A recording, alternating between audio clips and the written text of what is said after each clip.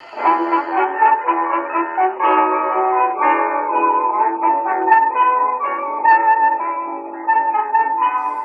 to another episode of Off the Menu. I'm your host, Vincent Franchini from Tumblr House, here with an interlocutory, Charles Coulombe. Interlocutory? You mean to say I'm going to be answering or asking questions? I ask the questions on this show, Charles. You answer to me. I see. All right. But see, you're only a mouthpiece for our great audience. That's true. Never forget, Mr. Top of the Heap, Mr. King of the Penthouse. Never forget that you and everything in this building revolves around them. This is a service-connected organization. We exist for our customers. It's that simple. Yeah. I think it's a little bit more complicated, but I'll roll with that. You'll have to. You don't have a choice. And another thing I don't understand. I mean, I don't mind coming into work today. I do the show. I don't mind.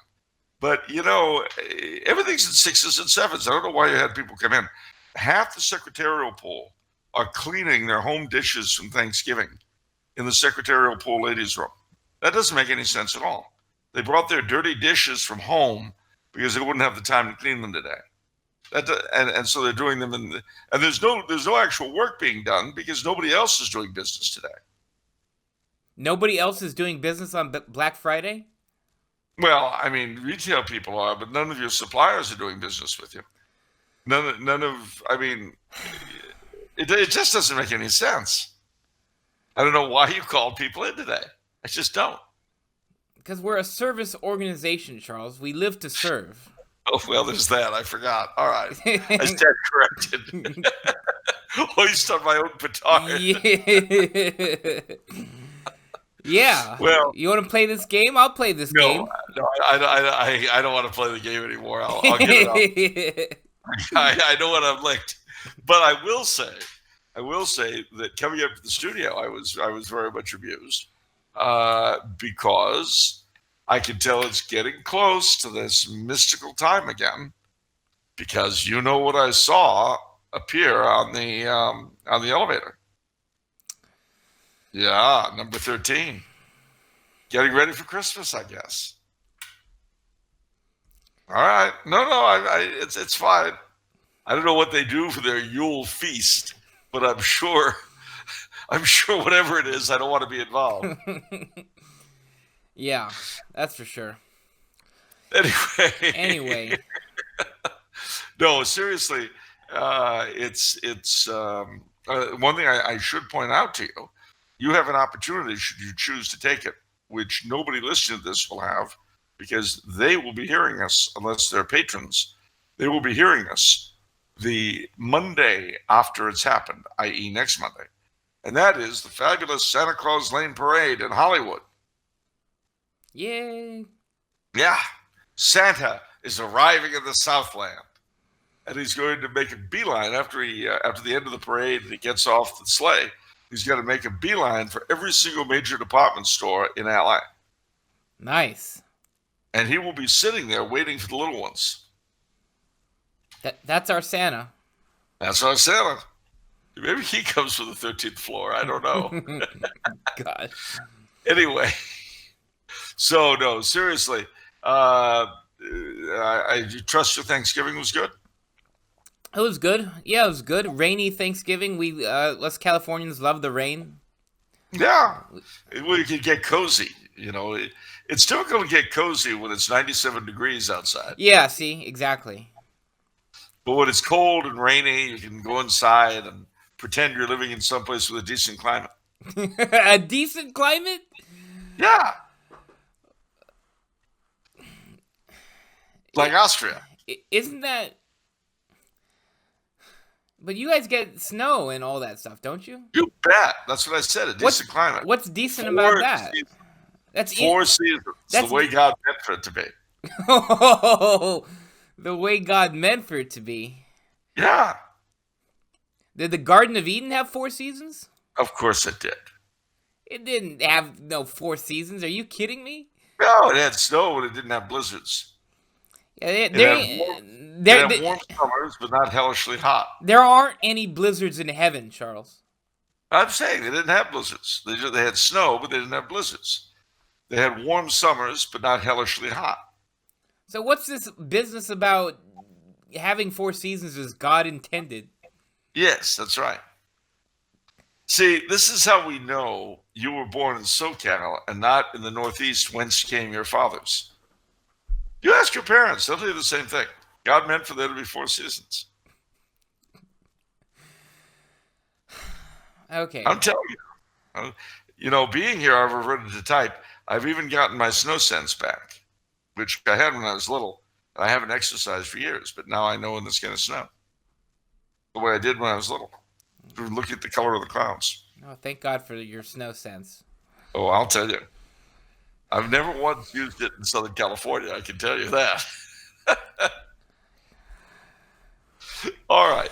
So we have something very special and rare for you folks today, and that is none of these questions we're answering today have come from patrons, and they are fresh and disorganized like everything else today because it is Black Friday. Everything's kind of up for grabs. So your questions are going to be answered in the order in which Vinny pulls them off his email. That's right. And we're going to get through as many of them as we can. So if you find my answers somewhat short, somewhat less qualitative than usual, it's because we're going for quantity instead of quality. That's right. You bet. That's what we call counterintuitive. I was going to say something like that, yeah. Oh, gosh. Yeah, so... I suppose I should ask you one other question before we get started. Yes? I understand with every order over $25 is free shipping and handling. That's right, Charles. Gosh, I'm so glad you mentioned that. It's Black Friday right now as we're recording this, and we have a week-long promotion going on at TumblerHouse.com. First off, everybody knows and expects the free shipping on orders over $25. I mean, we know that already. That's old news, right? There's free shipping on all orders over $25. There's free shipping on all. Yes, that's exactly right. You said it perfectly. Couldn't say it any better. Excellent. But on top of that now, if you add promo code ADVENT at checkout, you get an extra 20% off your entire order. Can you believe that, Charles? An extra 20% off the entire order? That's right. And and that's extra, mind you. We have over 300 books on the sale page on the website that already have between a 20% and a 60% discount. So basically, you're losing money for every book you don't order. That's right. So if you hate Tumbler House, oh man, this is the time to absolutely load up that cart and really stick it to us. You know what I'm saying? We don't want to seem like cheap shills, ladies and gentlemen, but now is the time to strike. I mean, you know that person. You know how on all our videos it's like, oh, you know, we have 135 likes and 1 dislike, that 1 thumbs down. Now's your time to strike, Mr. Thumbs Down. This is your time. Take advantage of it. Seize the moment. You bet. Carpe diem. And if that weren't all, we'll include a free slicer dicer with every order over 17,000. Wow. What? That's actually, well, if someone orders 17,000, I'll see what I can do. Get a free slicer dicer.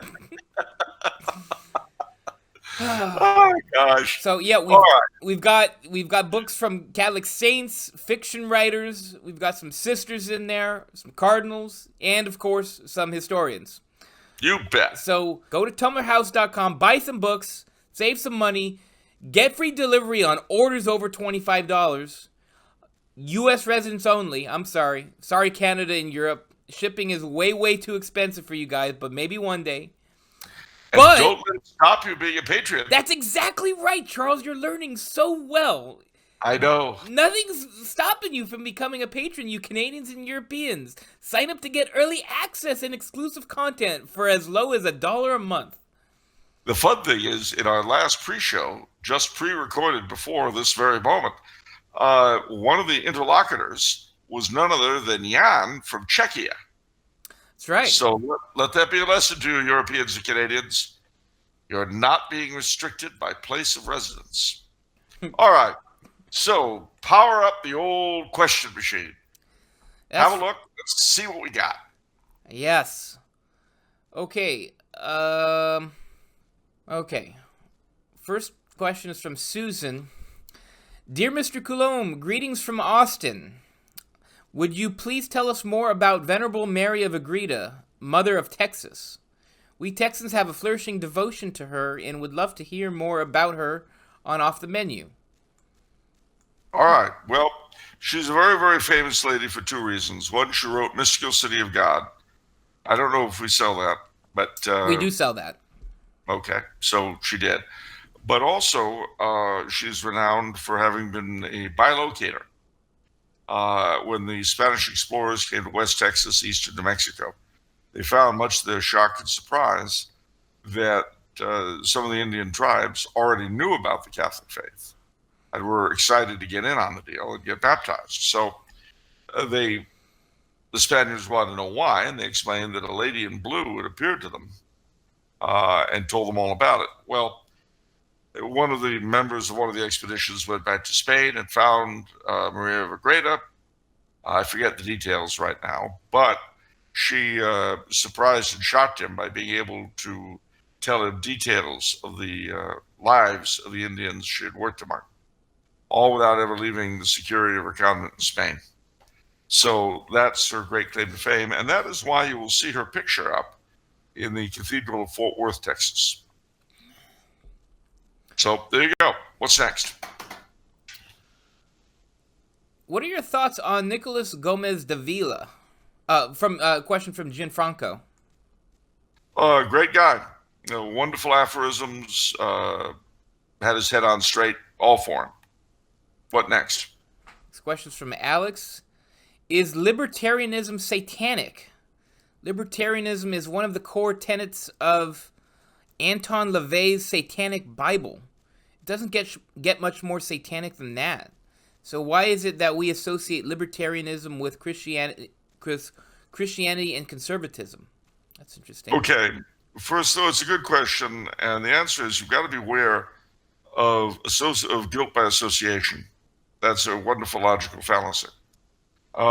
Just because an unsavory person espouses something, depending on what that something is. I mean, obviously, if no matter who espouses polygamy, there's something wrong with it. But libertarianism would appeal to someone like LaVey simply because of the idea of the individual being sovereign and doing whatever he wants. Do what thou wilt shall be the whole of the law, in the immortal words of Aleister Crowley. But the reason why a lot of people associate with Christianity and so forth is that for them, libertarianism means freedom from an anti-Christian state. Now, is freedom from an anti-Christian state in and of itself a bad thing? No. Is libertarianism, as it's usually presented to us, I've known Christian libertarians who will argue that libertarianism does not have to be amoral. But then there are other people who are attracted to it because their first thought is, well, libertarianism must be amoral. I mean, it's a mixed and messy setup. And in something like that, you don't want to be too terribly doctrinaire. That is to say, libertarianism is a means to an end, not an end in itself. The question is twofold. One, what is the end to which you want to set it? And two, would it actually work anyway? I was thinking about this last night. I don't think it actually would work in a republic. That's another issue. Because libertarianism is based off of no, you can't regulate this, no, you can't regulate that. But people who say no in a republic, the politicians who say no, they lose. Because in a republic, it's all about saying, oh yeah, we can do that for you. Have some entitlements, have some benefits, have some services. That's the opposite of libertarianism. Well, yeah, that's how you get reelected. Yeah, exactly.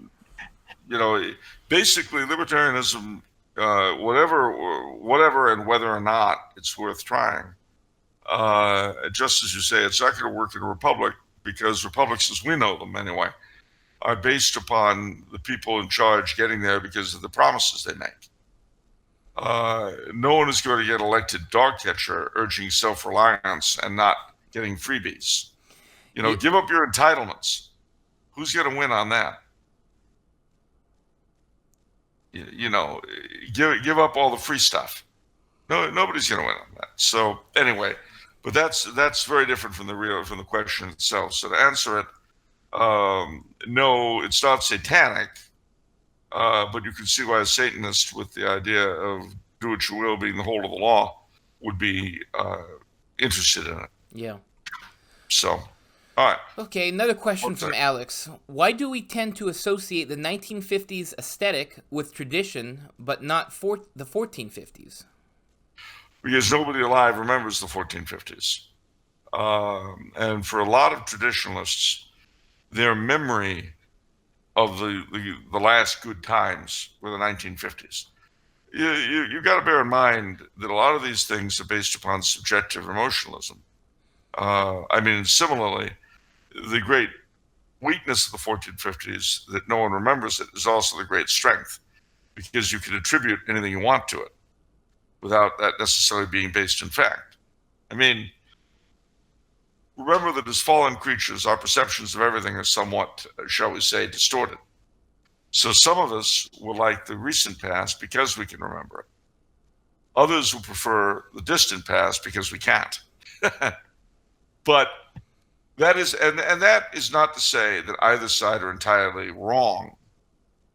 They're just not entirely right. The truth of the matter is that, as happens throughout history, is that if we ever actually get to a point of being able to apply Catholic principles to reality, the results will not be like anything we've ever seen before. Because that's not the way history works. Just as the 1450s were not like the 1250s. The 1250s were not like the 850s. When Pope St. Leo III, resurrected the Roman Empire in the West under Charlemagne, well, that was not the empire that had come to an end in 476. It was, in a sense, in terms of its principles, but the applications were very different because the world was very different. And similarly, when the Paleologs reconquered Constantinople from the Latins in 1273, I think, the Byzantine Empire they restored was not quite the one that had been ended in 1204. Because those years, things had happened. Mutatis mutandis, if you have a reunion, your 50-year reunion from school, if through some incredible way nobody has died and everybody from the class is present, it is still not going to be the way it was when you were kids together. Yeah. Because things are different. It doesn't mean it'll be bad. I've had an incredibly good time at various reunions, and who we were certainly influences who we are, and that influences the relationships you have. But I've found at reunions that people I didn't like before, sometimes I find them much nicer people. Now, whether they've changed or I've changed is another issue, probably both. So what I'm saying is, we tend to use the past both in terms of trying to figure out the present and the future, and in terms of making the present more livable. But we have to remember that that's all very subjective and may not reflect reality at all. But that's why some people will look to the 1950s rather than the 1450s, because they remember them. And some will look to the 1450s rather than the 1950s because they don't. Okay. Next question from John. What do you think of Andrew Johnson and Reconstruction? To me, Andrew Johnson is a highly sympathetic person and extremely intelligent. Nobody likes him today. Well, I agree with you. I agree with you completely. I think if Johnson had managed to managed to outdo the radical Republicans and put in President Lincoln's policies, i.e., no hard Reconstruction, I think the country would have been a lot better off. I don't think we would have had Jim Crow. I think that the miraculous as the national reconciliation was after the war, I think in all likelihood there could have been a racial reconciliation as well. No Reconstruction, please God, no Jim Crow. But we'll never know. Okay, next question is from Ryan. Hello, I'm a fan of your channel. I love your works on Tumblr House. May God bless you and may Our Lady keep you. I have a question regarding my homeland, Philippines. Is it justified for our government to separate church and state because of the corrupt friars and priests, or did they just over-exaggerate of what the Spanish did?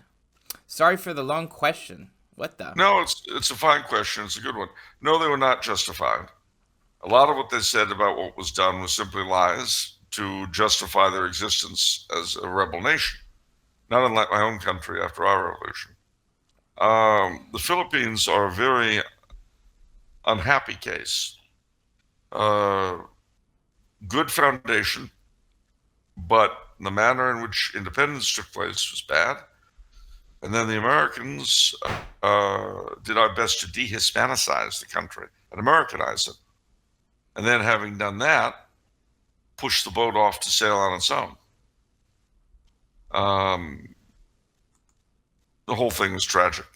Having said that, the Filipinos, by and large, are one of the finest peoples I know. And certainly in my hometown of LA, and wherever they go, the Filipinos have been real stalwarts of the church. Lord knows where the church would be without them, for instance, the Persian Gulf. And wherever you go, you'll find devout Filipinos doing what they can for the church. Sometimes, sadly, this means English masses with guitars in places like the Stephansdom in Vienna and the Church of Our Lady Victorious in Prague, where the Infant of Prague is. And that I could really do without. But having said that, it's the wrong execution of the right idea.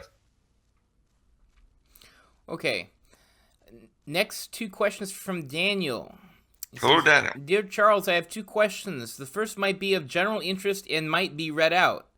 This past year, my family and I have begun to attend an ordinary Mass. As you know, Holy Communion is offered under both species. This practice requires that the communicant handle the chalice. We've been taught that the sacred vessels are not to be touched by the laity. For this reason, we have been leaving the rail after receiving the body. I worry that this is disrespectful. Moreover, it causes confusion for the priest when 9 people leave and are replaced by others who have not yet received. I'm not sure what to do here. Any thoughts? Sure. Don't handle the chalice. Let him lift the chalice to your lips and take the sip, and then he'll wipe it. The practice was always traditionally in the Anglican use was that the priest held on to the chalice.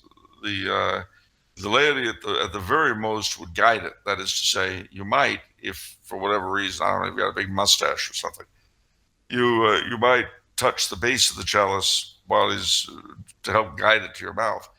But just keep your hands to yourself, and the priest will understand what you want, and lift it to your lips. That was the way they always did it. Okay. This is something I know about. Okay, the second question is of a private nature, but I've read this, so I think it's fine, and we just said Daniel, so it's relatively anonymous. As you know, the long-standing Knights of Columbus 4th degree regalia has been banned by Supreme. This has effectively killed the honor guard here in Canada. Few here will wear the new military style gear because it too closely resembles that of our own military and its veterans. Some have continued to wear the old regalia illicitly. I would very much like to join them and continue in this tradition, but as you know, we have all taken vows of obedience, etc. Would it be a sin for me to join them? No. You see, vows work both ways. corporate, as supreme apparently is becoming, have an obligation to maintain the traditions of the Knights of Columbus as they received them. They have an obligation to maintain the integrity of the organization. Now, I am not happy speaking about this, especially because, I took the same promises and I'm fourth degree myself. And also, too, it's a promise, not a vow. I Yeah. actually went over this distinction because I'm recently going up the ladder from first, second, third degree, and it's very different with a promise. Breaking a promise, I mean, is that sinful? It's not like a vow. And it depends on the nature of the promise. And I Yeah. repeat, our promises taken to corporate have to be understood within the context of corporate's obligation toward us. We did not join the Knights of Columbus to look like the Royal Canadian Legion. I'm all for people joining the Royal Canadian Legion, especially if they're veterans of the Canadian Army or Navy or Air Force. I'm all for that. The Royal Canadian Air Force, Royal Canadian Navy. I'm all for that. But the Knights of Columbus were, anyway, the Knights of Columbus. Currently, I am sorry to say, corporate is acting just like corporate rather than as supreme. And that is something that driving people out, they're throwing their weight around. It's a voluntary organization, emphasis on voluntary. The more fearful among us believe that they want to transform, as many other fraternal orders have done, incidentally, the Foresters come to mind, into a purely financial services outfit.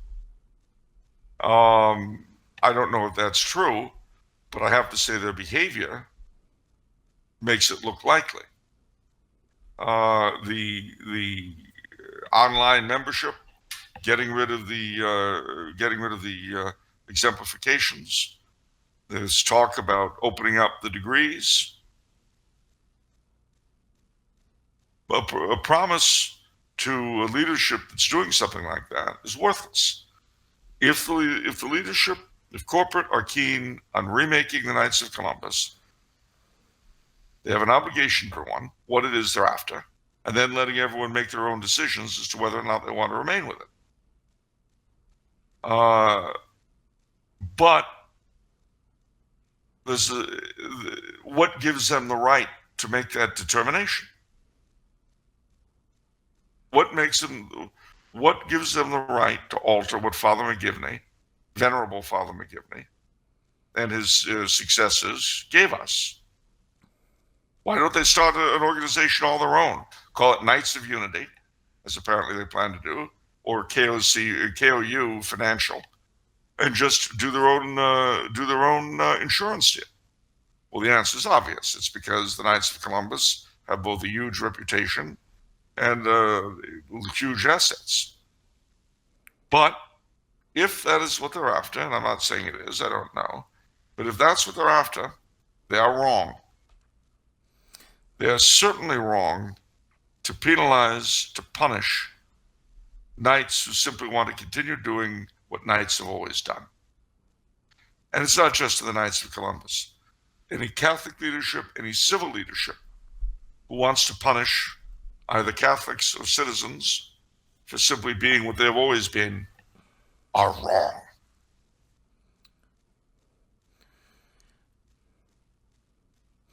I'm going to play devil's advocate because at one point you said they don't have the right to change what Father McGivney started. Well, Father McGivney died pretty early on. I highly doubt that the regalia was intact when. No, you're correct. The regalia was not, but the idea of a Catholic fraternal organization was. Insurance was part of the scheme, but only a part of it. The development of the Knights of Columbus has been extremely organic. Father McGivney only had 3 degrees. The 4th was added later. Of course, there have been a lot of changes. But number one, they were always gradual. They were always in keeping with the original mission of the order. And there was always input from the membership. Do the membership want this change? Nothing that has occurred in the past 3-4 years to alter things has been run past the majority of the membership. We've simply been told that this is what we're going to do. Now, that's fine if they're paying me to be a member. But the last time I checked, I'm the one paying dues. Now, I will say something. I am also a Knight of Peter Claver. I'm very proud of the Knights of Peter Claver, who, in some ways, I can't really tell you exactly how, but in some ways are closer to the original Knights of Columbus than the Knights I've known. So I'll simply put it out there, Brother Knights, that if the KFC becomes the K of U financial, and you're looking for alternatives, you might think of the Knights of Peter Claver. Aren't there some special restrictions? No. No, there are no racial restrictions in the Knights of Peter Claver anymore. Okay, well, that's a happy development. Yeah. Okay, are we done on this one? Yeah, all set. Okay, next question is from Rui Pedro. Dear Charles, did you?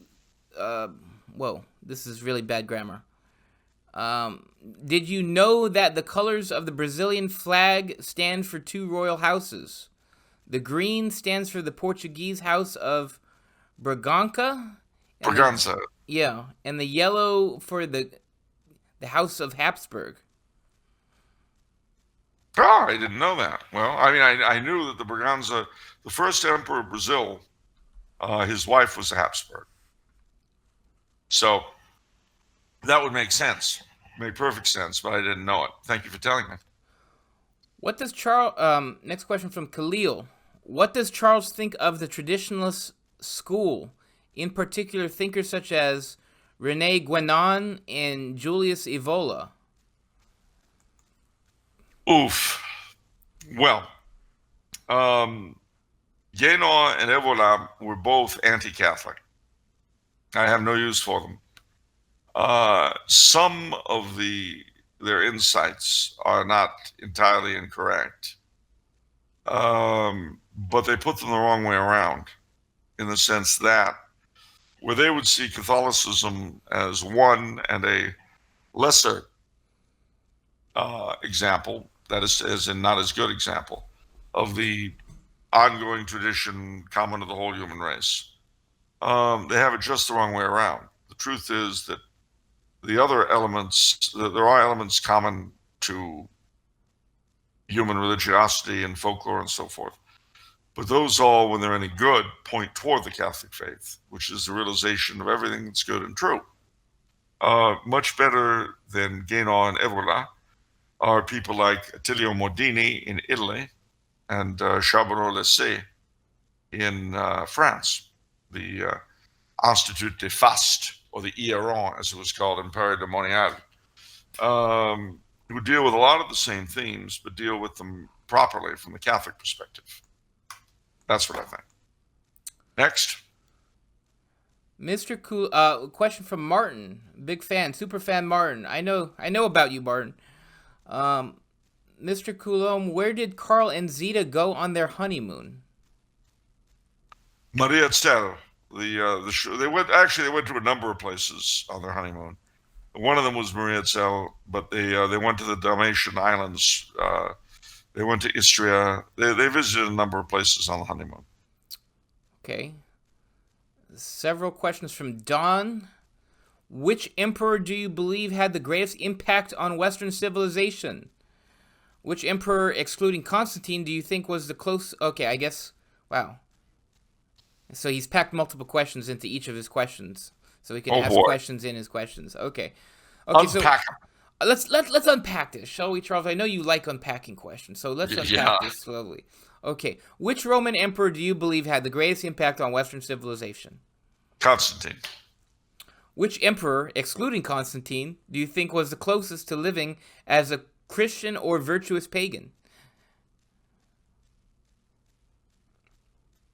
He means Romans specifically, not Yeah. Holy Roman, I guess. Um, hmm, Probably Theodosius the Great. Okay. Could you tell us about Flavian Clemens, a relative of emperors Vespasian, Titus, and Domitian, and heir to the throne, who it is believed was martyred for his Christian faith? Well, that's it. He was an early Christian. He was also very possibly related to Pope St. Clement I, one of the very early popes.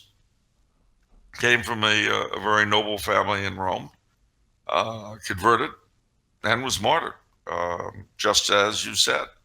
I can't give you any more details than that because I don't remember them. I remember him, but floating around in my head. That's it. Alfred Hitchcock and George Lucas used the term MacGuffin to describe objects used in fiction that motivate the characters to action. For example, the Holy Grail and Ark of the Covenant in the Indiana Jones movies. What would Charles use as a MacGuffin if you were asked to write the screenplay for an Indiana Jones movie? Well, since we've done the Grail, the Ark of the Covenant, uh,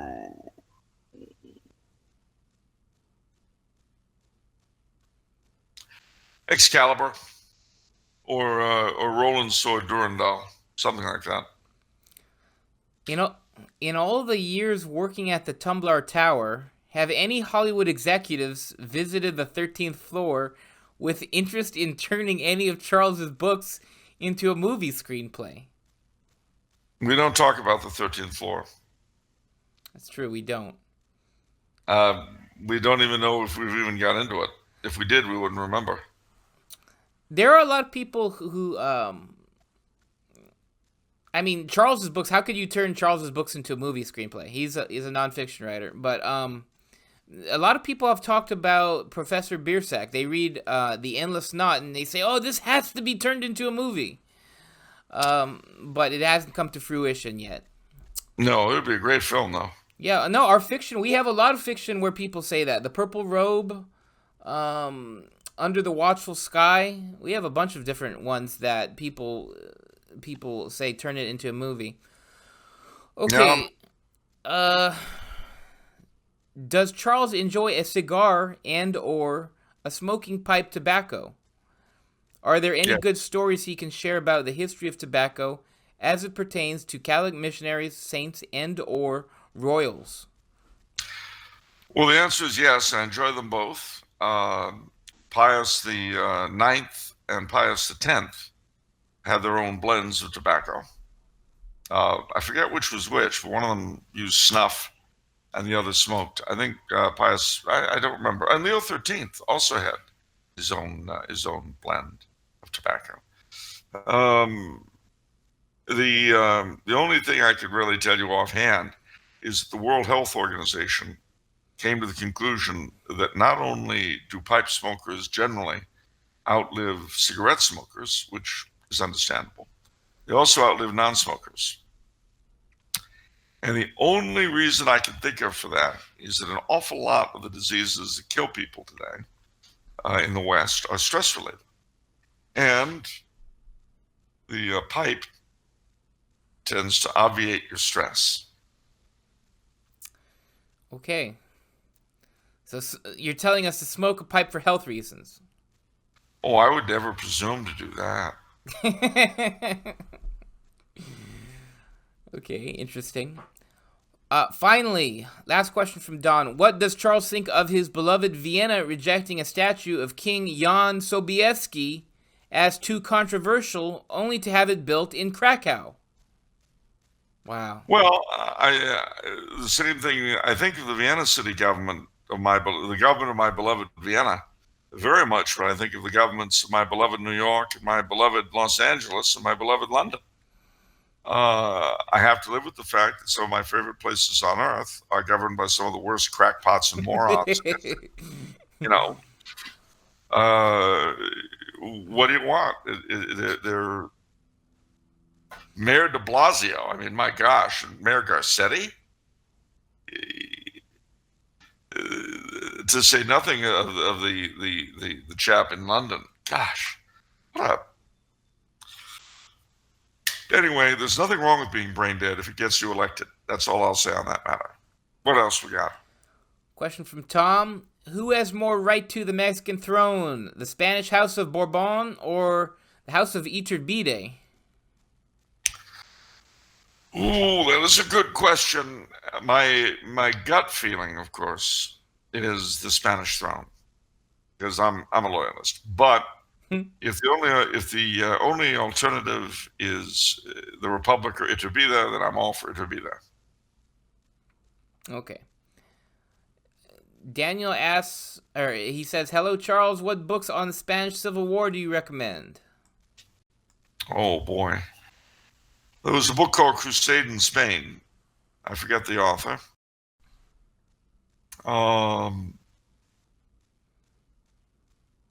Roy Campbell wrote about the Spanish Civil War. I can't think of any others right offhand. I'm sorry. Okay. Gregory writes, "Hello, Misters Frankini and Coulombe. What does Charles think about cambions, changelings, and other types of half-demons hybrids reported in European folklore?" Well, firstly, I would give them a wide berth. What does that mean? I'd stay away from them. Well, how could you recognize... so what's the deal with that? Do they look like normal humans? Usually, according to the folklore, they're usually rather like human beings, except somewhat more passionate, more pushy. Although, of course, the traditional fairy changeling was supposed to be a little baby, but looked like a wizened up old man, and wouldn't grow. You could keep feeding the bloody thing, but it wouldn't grow. And so usually what they would do for you to get rid of the changeling is you'd do something ridiculous in front of it, and that would shock it into revealing its true nature.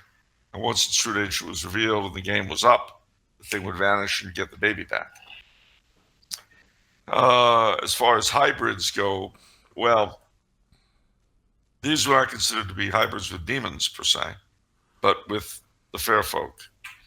And there were others. Some of them, particular families in Europe, claimed to have this sort of infusion of alien blood. Sometimes it brought skills in different things, like music or medicine. Sometimes it made them prettier physically than people normally are. In the case of my family, we had the DNA done, and we are primarily human. Yeah, primarily. Got it. Primarily human. Yeah. Mostly. I mean, for the most part, yeah. Okay. At least enough to govern appearance. Okay. Next question is from Sasha. "Dear Mr. Coulombe, thank you for your wisdom. It is most needed in this world. I wanted to ask you about celibacy and the church. I'm in favor of it. Seems to me that it would be much better for men and women to have only partial celibacy and renunciation for a period of the year, winter for instance, before returning to society. The way things stand with so many of these men and women separated from society, they seem to get into an unhealthy homosexual state. Jesus went up on the mountain in the evening but came down during the day. Hasn't renunciation become an empty and showy gesture that replaces real knowledge of God and that is failing obviously? And could not a female line of speakers be developed from the nuns? Not a female priesthood, but coming from the convents? God bless you all." Well, the answer is no. The truth of the matter is, firstly, the Episcopal priesthood, which has always been able to marry, is far gayer than the Catholic.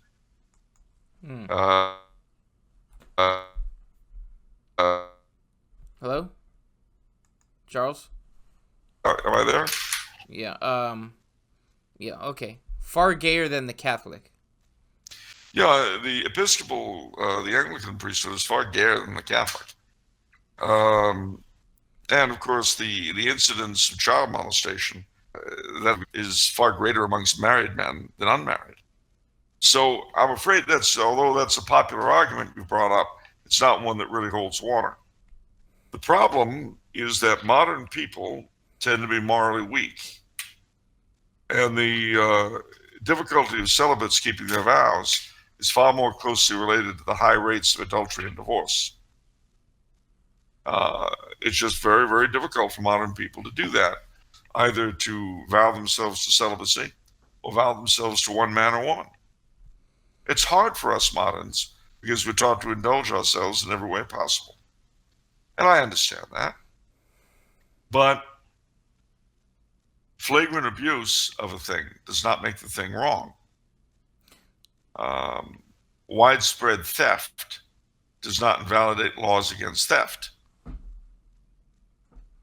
If you see what I'm saying. Of course. So, no, I mean, what's needed, the problem with vows is that they're difficult to keep if you have faith. If you've got weak faith or none, they're impossible to keep. So that's the key of the problem. It's not celibacy. It is a lack of faith. And, how do you address that? Well, you start with yourself. That's how. As far as the other question about nuns, well, I'll tell you what, I was taught by them. I was taught by Immaculate Heart nuns when they were exploding in post-Vatican II rage. I don't know how I feel about giving them ladies any more power than they already got. So that's my answer. What else we got? Next question is from James. What does Mr. Coulombe think of the Josias Project headed by Pater Edmund Waldstein? What does he think of Catholic integralism? What of Henry Granier's Manuals of Thomistic Philosophy? Thanks. Okay, well, to answer your question, I just saw Pater Waldstein yesterday. I went to his mass. Gosh. He's the son of an old friend of mine. Of course. Yeah, well, it's not my fault. Lasts long enough, and you'll have a lot of sons of old friends running around. He's also one of my professors, so, But I'm all for the Josias Project, and I endorse Catholic integralism. There, I've said it. I don't know Grenier's work, and I can't comment on it. Okay, next question is from Christopher. Since the Anglican ordinariates seem very popular among trads, I was wondering if Charles thinks this model could and should be repeated for other Protestant denominations, such as Lutherans or Presbyterians. The answer is yes, I do. I mean, to the degree that they can be done, I would do anything to bring in the High Church Lutherans, and yes, they do exist, the High Church Presbyterians, Methodists, anybody, everybody. Especially when, as in the case certainly of both the Church of Scotland and the Lutheran state churches of Europe, they have preserved various medieval elements of Catholicism that we've lost. Be good to bring them back in. But, not up to me, but I would hope to see that. Okay. Question from Andrew. Do you, Charles Coulombe, believe there was more said by our Blessed Mother and more written down by Sister Jacinta pertaining to the third part of the Secret of Fatima? Please elaborate. I don't know. Okay, next question from Luke. Hello, Charles and Vincent. You've mentioned before that Ronald Reagan is one of your favorite presidents. Prior to his political career, he was an actor. Do you have any favorite Ronald Reagan movies? What did you think of him as an actor? Did his career coincide with the production code in Hollywood that prohibited blasphemy and nudity in movies? What led to the production code ending? Interesting. Those are all good questions. Well, Well, of course, Bedtime for Bonzo is everyone's favorite, you know. Uh, but he, no, he was in a number of them. Newt Rockney, All American, for instance. Uh, he was, he was.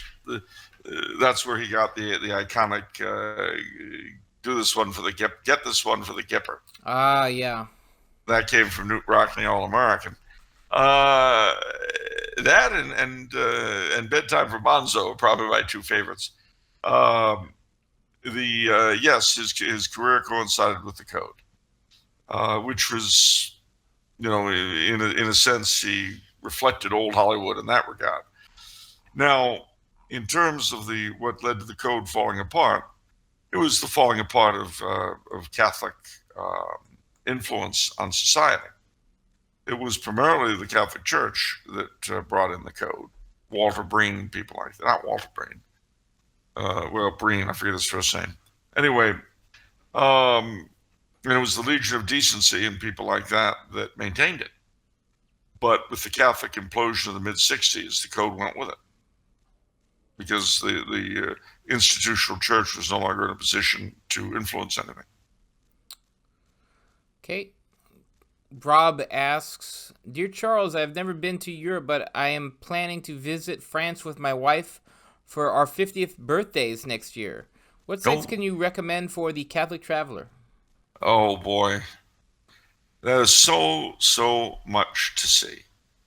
But I'll give you a rundown of a few of my favorites in uh, Paris. You go there's so many more around the rest of the country. You never come to the end of it. But in Paris, I would say Notre Dame, of course. We'll see how it ends up being repaired. The Sainte Chapelle, the Church of Saint Germain des Prés, the Miraculous Medal Chapel in the Rue de Bac, and nearby the Chapel of Saint Vincent de Paul, and the Museum of the Foreign Missions, which was very close to all that. The Chapelle Expiatoire, which is the little church that was built in reparation for the murders of Louis XVI and Marie Antoinette. The Madeleine, which is a beautiful church. Saint Eustache, another beautiful church. The Sacré-Cœur in Montmartre, and the Martyrium in Montmartre, which is where Saint Denis was murdered by the Romans. The Saint-Étienne-des-Monts, which has the relics of Saint Geneviève. It's right by the Pantheon. The great, although it's just outside of Paris, to the north, the great Basilica of Saint Denis, where the French kings are buried. Saint-Germain-l'Auxerrois, which is the parish church of the French kings by the Louvre. Boy, there's so many. Notre Dame de Victoire, Our Lady of Victory, is another wonderful church.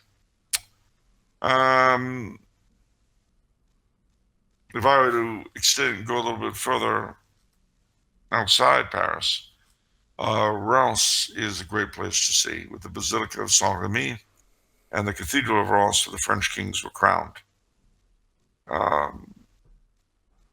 Rouen, with the cathedral and the place of martyrdom of Joan of Arc. Mont Saint-Michel off the Norman coast, and in Brittany, Auray and the great shrine of St. Anne.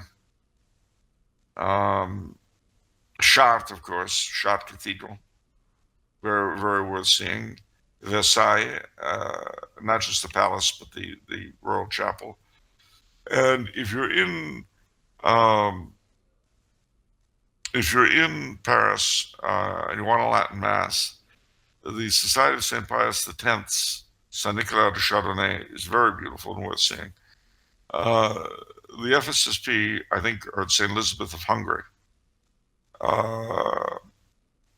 But you should also, when you're in Versailles, see Notre Dame des Armées, Our Lady of the Armies, where they have Latin Mass. It's a beautiful church. Yeah, that should do it. Yeah. And of course, one place I want to go badly is Paris Le Monial, which is the center of the Sacred Heart, the Sacred Heart. Yeah, Soul and Church talked about that a lot. Yeah. Okay. Nick from New England says, "You've often said how you think that if the U.S. came to a breaking point, that the country would split up. Along what lines do you think the country will split up? Will I ever get my glorious dominion of New England? Please discuss." Well, firstly, yes, I could see New England going off on its own, and maybe taking the Maritimes out of Canada. You'd have a country that would be terribly poor, but would be so picturesque you wouldn't be able to stand it. I mean, you come out of your house every day and just boom. But no, but I could also see New England, New York, Pennsylvania, New Jersey. As a sort of a federation of the Northeast. The South, certainly. I mean, I don't know which way Virginia would go or Maryland, because they're very divided today culturally.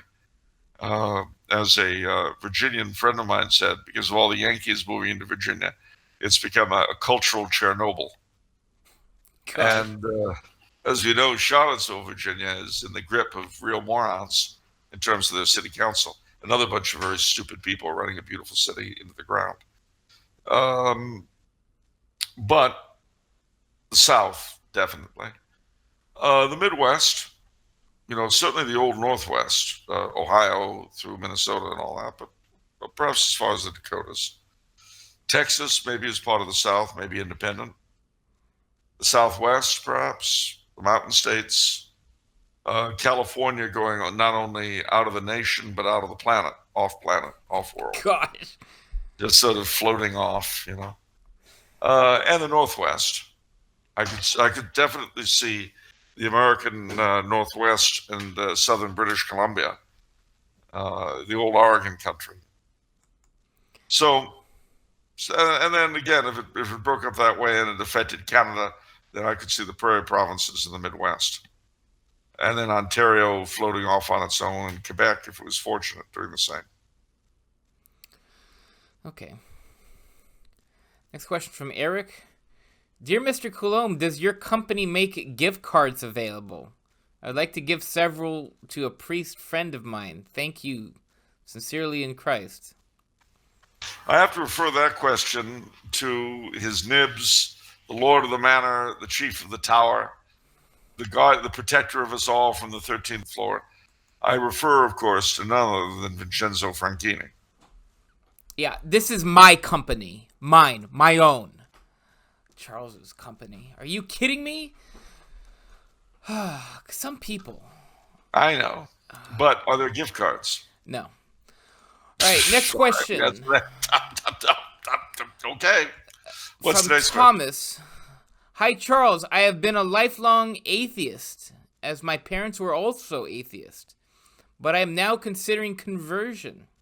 I was sent to Anglican school, and my father's family have traditionally been quite zealot low church Anglicans since the 17th century, with one ancestor, much to my shame, been a signatory of the death warrant of Charles I. I reject low church Anglicanism, but I have grown quite interested in Anglo-Catholicism, and I also have friends who wish to convert me. But yet I have also become interested in the Catholic faith, much to the cringe of my Anglican friends. But I seem to be drawn to it despite the hard time I get from my friends for it. So I ask your advice on what choice I should make and if I should turn my back on the faith of my forefathers. Regards, Thomas. Well, Thomas, you strike me as a very thoughtful man, so I give you a very thoughtful answer. The Anglican Ordinariates. Not even a question. If there's any future for Anglo-Catholicism, that's where it is. The Anglican churches, the Anglican, such as they are, whether you're talking about the regular ones like the Episcopal Church, Church of England, and so forth, Anglican Church in Canada, are getting increasingly crazy. I mean, just absolute out of the bottle nuts. The continuum churches, so-called, are factionalized and self-actualized. The ordinariates, they have their problems, but that is where you will see the coming together of all that was best in Anglicanism, and particularly Anglo-Catholicism, and the Catholic Church. It's especially for someone like you, it's an obvious and perfect fit. And I pray to God that you follow it, you come into the church. I congratulate you on escaping the blind alley you were raised in terms of your parents' atheism. That's a difficult thing to escape, and good on you for having done so. Put your mic a little lower. Good on you for having done so. Okay. Yeah, so that's it. And stay in touch, Thomas. Let me know how it turns out. Okay. Next question is from Earl of Cold Waters. Hello, I'm a Latino, and my friends are all modernists. They all adore liberalism and have a view on state totally against the social doctrine of the church. Barely Masonic, I would say. What can I do to help them stop thinking like quasi-atheist Anglicans living in the tropics? Thank you. Well, it's difficult because, of course, you're arguing against self-interest. They want goodies. So how do you argue against that? It's the same problem we were discussing earlier with libertarians. But you have to point out to them that they are aping the people they claim to be against. And if that's their idea of a good time, then they have to stop complaining about them. Don't complain about the Anglos if you're going to ape their worst qualities. Admit you are one, and eat it. Admit that you hate everything you came from, you spit on your ancestors, and you're going to do your own thing.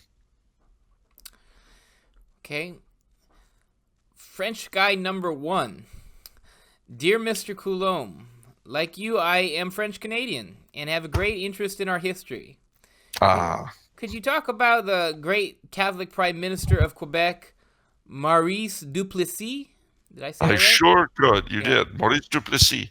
He's got a little bit. He is often treated with utter disdain by most apostate French Canadians who seem to want to ignore the great growth and development of Quebec under his government.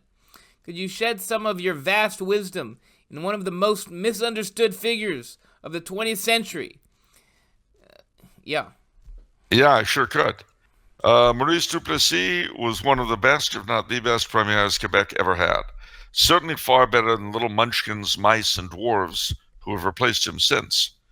And for that matter, better than anything that we've seen on Sussex Drive since Diefenbaker in Ottawa. He was a great man. You know, he had his limits, as all men do. But under his rule, Quebec was as Catholic as it had ever been and as prosperous as it's ever been. The morons of today like to call his time Le Grand Noirceur, the Great Darkness. But I would call the time since Duplessis, I would call that La Grande Noirceuse, which is ungrammatical French, but it would mean literally the great female darkness.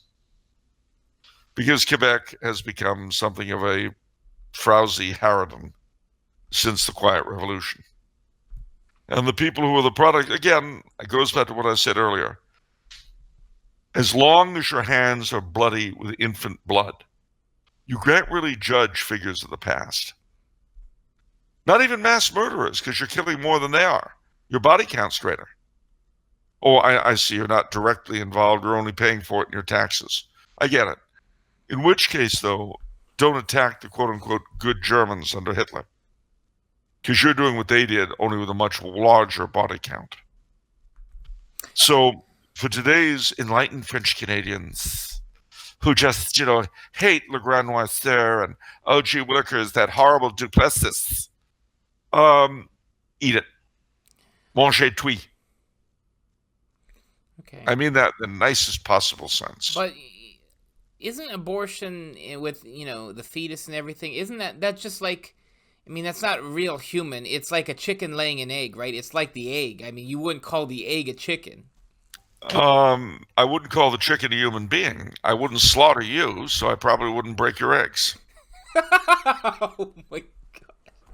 Well, no. I mean, if you're going to say that a human being is like a chicken, then we could all be slaughtered and stuffed and trussed up and eaten. There is a huge What difference. if they're vegan? Then we'll eat them instead. Oh my- If you're being eaten, you don't have to worry about what you're eating.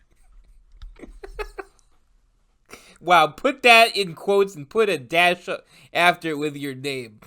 That's up to you. Wow. I'm not the meme master around here. Wow. Well, I'm just tired of it. I'm tired of all this drivel, these stupid arguments. Look, you're murdering infants, you're murdering infants. Eat it. Name it, claim it, tame it. If that's what you're about, fine. Mass murder's okay. You've said it, it's good, but don't presume to judge the past.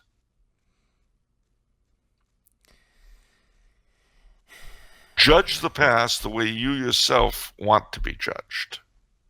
Well, the past was filled with so much bigotry compared I to now. know, we're so awful. We're so wonderful. Oh, yes, we are. Oh, gee willikers. Oh, shut bloody up.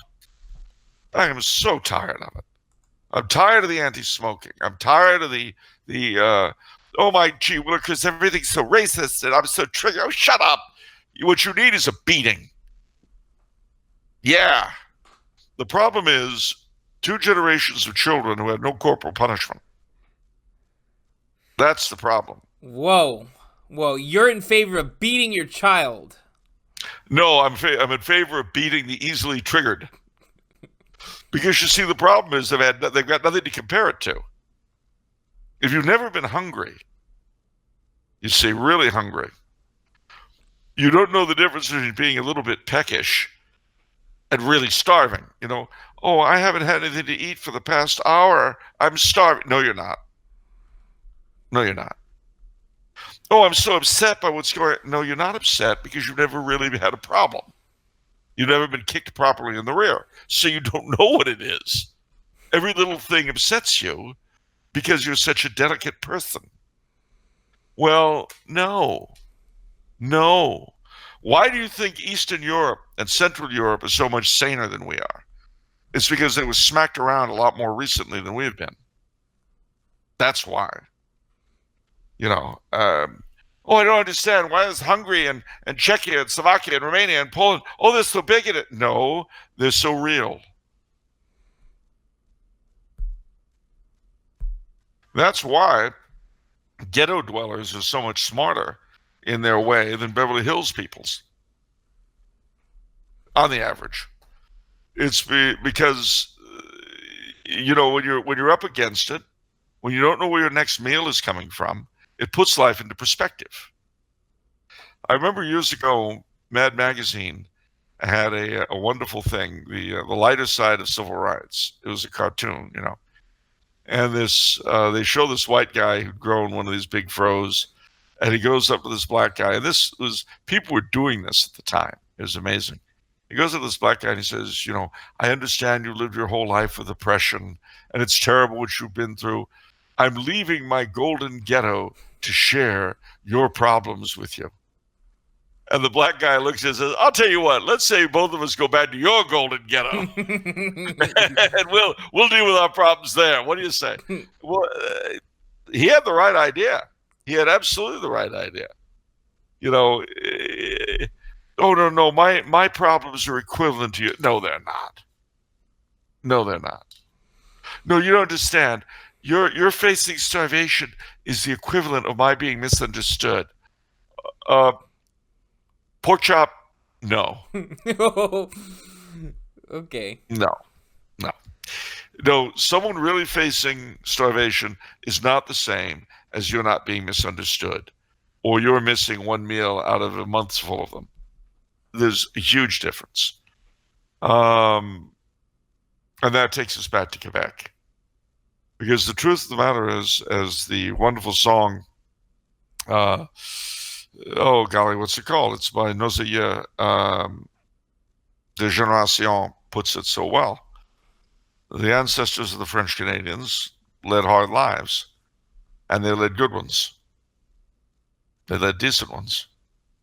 They worked hard, they played hard. They were full of faith, and they were full of fun. Today, and that has the gall to turn around and look at a man like Duplessis and open its worthless trap. Fermez la bouche is my message to people like that. Oh, shut your mouth? Yeah. See, yeah, I know some things. There you go.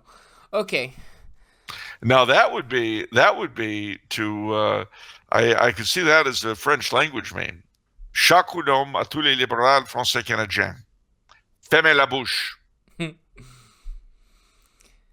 Okay.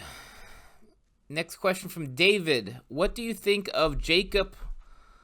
I don't know how to pronounce his last name. Beamy or Bohm? Burme.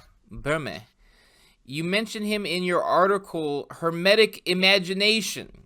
I sure do. And I have been fascinated with his ideas for a while. And Christian Platonism, Hermeticism, etc. in general.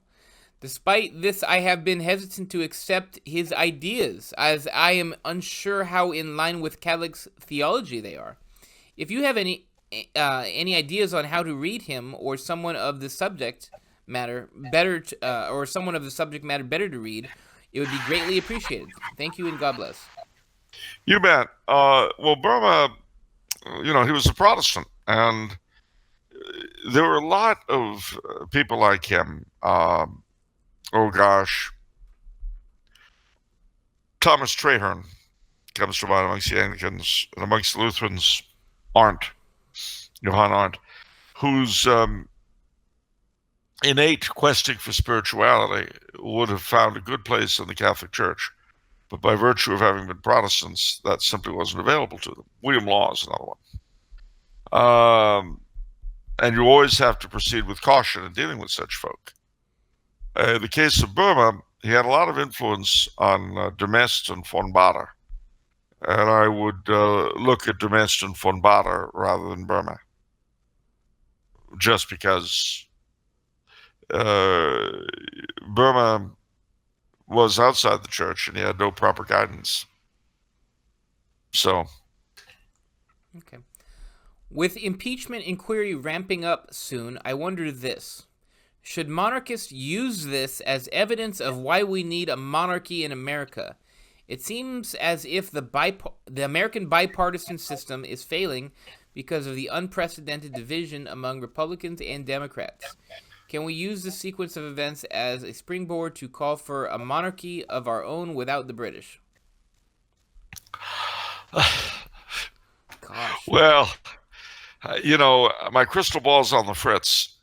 We don't know how this is going to turn out. The latest I've heard, and bear in mind that I'm in Austria and I'm not following things as closely as I would if I were at home. The latest I've heard is that President Trump is going to call for a Senate trial. Yeah, Babylon Bee predicted that. It said, in a genius move, President Trump calls for his own impeachment trial, forcing all Democrats to oppose. Well, he's not doing it to force them to oppose. It's worse than it looks. The reason is that he's going to, if he has that, he's going to be able to use the right of discovery to go after people like Joe Biden and Biden Jr. Uh-oh. Potentially, he could use this to really wreck the Democratic Party at a faster rate than the Democrats are doing it themselves. How is that possible? Well, I know it's hard to imagine, but let's put it this way: Biden is their front runner in a circus tent full of sideshow freaks. Now, they've got the bearded lady, they've got the pinhead, they've got the Siamese twin. I mean, the Dems are depending upon this whole impeachment thing to win them the election, although they don't have anybody in sight capable of beating the guy. Yeah. My suspicion, because he's already said, a la the Babylon Bee, that he's going to go for the trial, is that by the time the smoke clears, there'll be nothing left for the Democratic Party. I mean, the guy has an incredible sixth sense for doing this kind of garbage. And the problem is they've handed him the opportunity on a plate, because this impeachment thing without any crime in sight is manifestly party politics. I tell you, everybody underestimates how smart Trump is. I know. It reminds me of the Ghostbusters line from Dan Aykroyd, which lives in infamy for me. He says, "You guys don't know what it's like working in the private sector. I know. They expect results." Exactly. It's yeah. And so far, every one of his political opponents has proven himself incapable of defeating him, because he is not operating within their parameters. The problem is they've shifted the parameters themselves now by pursuing this impeachment thing when there's nothing to impeach on. I mean, if the Republicans had done this under Obama, you could imagine what would have happened. They have the same lack of evidence that the Democrats have on Obama. If lack of evidence is good reason to pursue an impeachment, then, great. Yeah. Again, Babylon Bee says study shows that more people would support impeachment if it was actually known what they were going to impeach Trump for. Well, yeah, I mean, this when the Babylon Bee becomes the best source of news information, the country is in serious trouble, ladies and gentlemen. I'm sorry. Now, as to whether or not this is going to do monarchists any good, we are so far out in left field that I don't think let's put it this way. If science had proved that an asteroid was 7 weeks away from destroying the Earth, and monarchists came out against the asteroid, a ton of people would be in favor.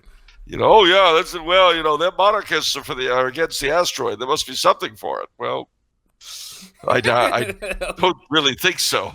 It's going to obliterate life on Earth. Yeah, but those monarchists are for it. A king would want to preserve the Earth.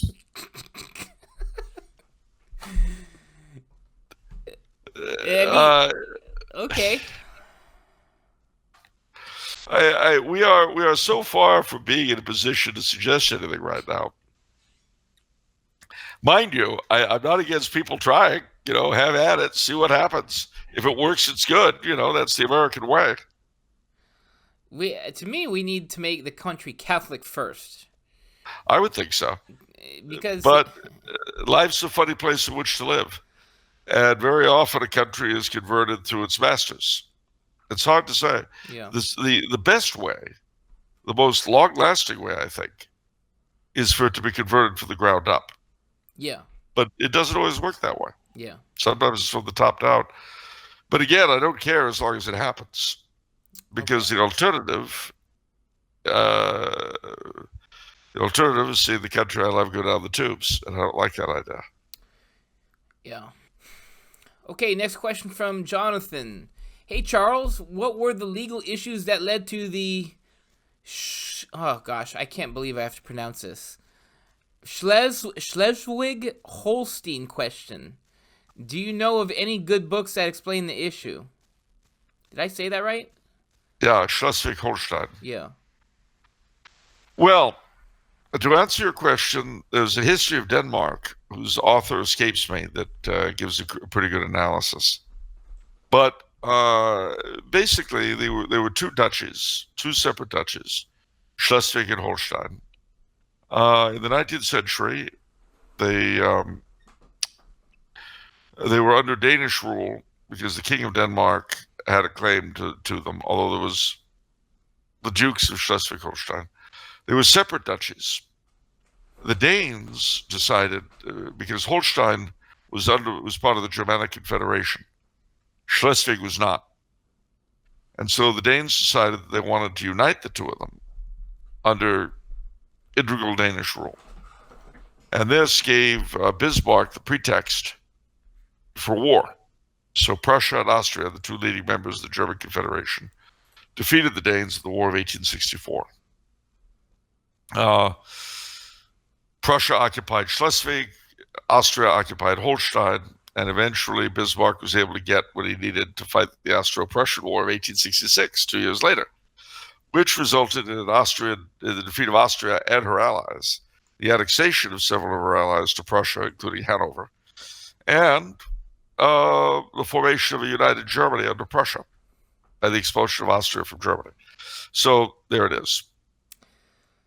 Next question from Richard. From what I can tell, the modern United States has, in many respects, mirrored the decline of the Roman Empire in many ways. The parallels, at least to me, are striking. What does Charles think on the matter? Yeah, I can see what he means. Sure. I mean, we started out as a self-important, self-congratulatory republic of virtue. We became an empire, and then we became a bordello. And so the next step... Barbarians, breaking up, invasion. That's true. Now, if the place becomes Christianized, Catholicized, then perhaps A, that'll be delayed, as it was with Rome, and B, perhaps there'll be something more of America to go on with. Years ago, I wrote a short story when I was in college, and I began the story with a bit of a prelude, which was that in medieval times, where medieval peasants or whatever would come across a piece of Roman road or masonry or whatever, a signpost, they would say, the Romans came this way. That was a saying.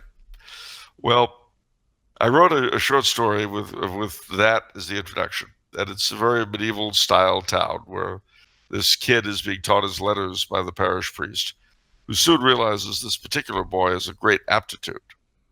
So he decides that nothing will do but to bring the kid from that village to the cathedral, at some distance, and enroll him in the cathedral school, because the kid really picks up on this kind of thing.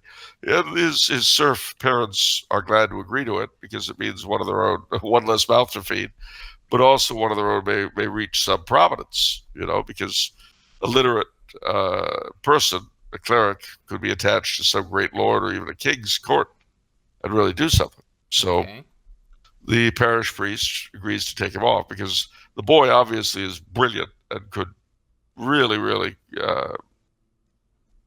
A, could really benefit from such an education, and B, the priest has taught him everything he can teach him. There's nothing more. So the priest has to go to the cathedral town anyway for his annual visit to the bishop. So they set off, and they have various adventures, with bandits and wild animals to the deep, dark medieval woods, and so on and so forth. But finally, they come to a stone tablet, and there is writing on it. And the priest says, "Can you read it?" He says, "I can, Father." He says, "All right. What language is it in? Is it in Latin or is it in?" He said, "Oh no, Father, it's in English." He says, "All right. What does it say?" He's testing him. You see, Pittsburgh, 17 miles. You see, my son, the Americans came this way.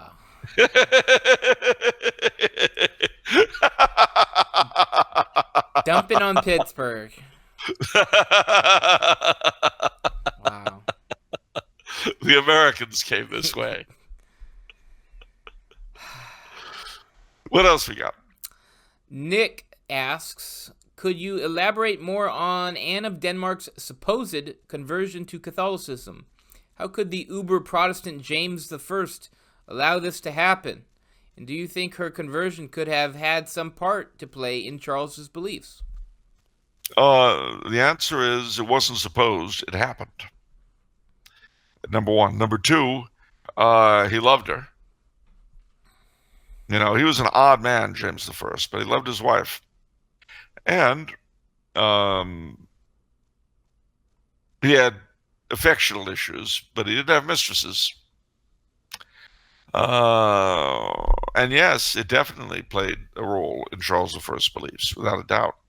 Much more in his beliefs than his older brother, who predeceased him and predeceased their father.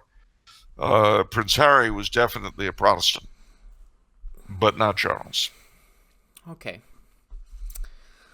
All right. A couple episodes ago, everyone says, "Oh, we want the long questions, Vincent. Oh, stop being mean to the long questioners." Well, you know what? You want them, you got them. We'll give you what you want, good and hard. Oh, Yeah, gosh. So here's one of them. You know, it's a long question when there's like 8 parentheses and the guy has parentheses within his parentheses. Okay, let me try to read this well. let it rip. From John. Monarchies seem overbearing and often seem on edge between it and absolute tyranny. I would say the high likelihood of the worst type of government, tyranny according to St. Thomas Aquinas in De Regno, means that adopting a less volatile method of rule is more acceptable and sane. Other than the obvious fact that the inherent hierarchy allows individuals to better accept God and their place in his kingdom, monarchy seems to be utterly incompetent. With a monarch being only one person, how is he more effective than millions of people? The right to government comes from the subject of the nation, St. Robert Bellarmine suggests, as such, and not from God, at least directly. Also, according to natural law, a ruler must exist as a ruler, with the consent of those governed. The school of Salamanca. Both of these conditions are met by democracy, while monarchy does not, or at least not as effectively, it seems. With all this in mind, how is it possible to say one person who was not placed in that position of power with great affirmation and yet wields great power without reproach or limit, except in the nation's capacity, would be better than a system in which individuals are put in place and just as easily, if they abuse power or are ineffective, be removed with a whole nation of people behind it? Wow. Okay, firstly, there's a lot of seeming going on here. Let me get rid of seeming. I don't care if it seems. What I'm interested in is what is. Uh, John, do you live in the current world? I'm just curious because What? you don't seem to. Why? Apparently, well, because he hasn't noticed what American government is like. He hasn't noticed what European governments are like. He hasn't noticed what the crowned republics of Britain and Scandinavia are like. He seems to, every single government on earth today seems to have escaped his gaze. Okay. So,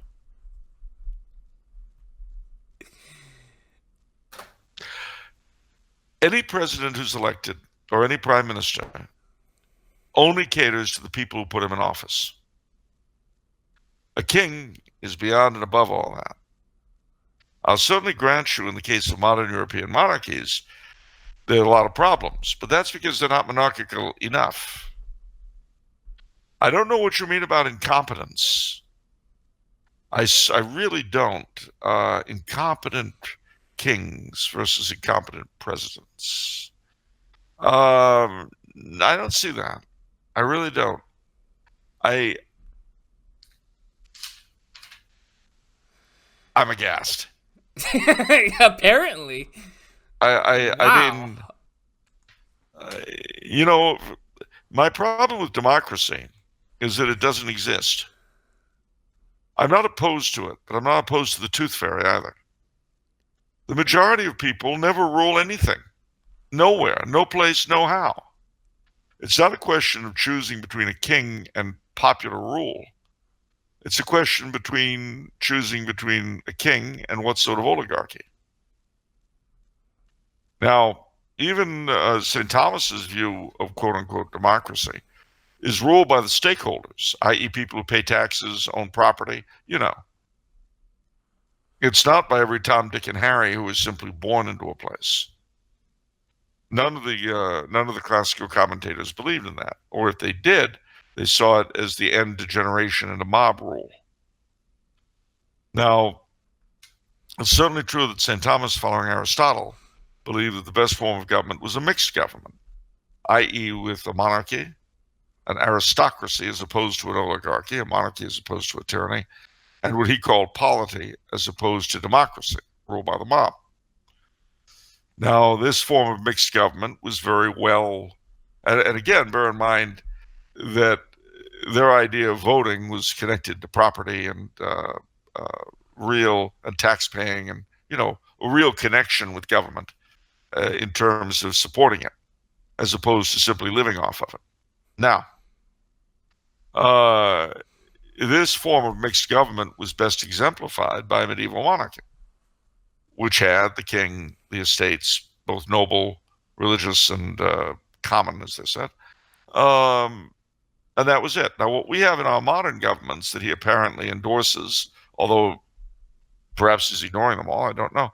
We too have mixed government. We managed to combine tyranny, oligarchy, and mob rule, which is quite amazing.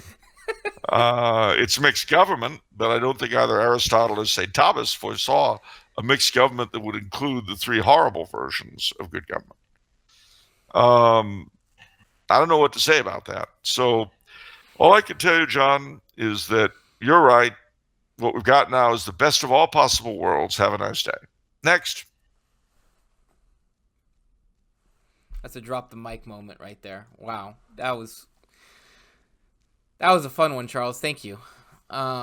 Okay, question from Jan.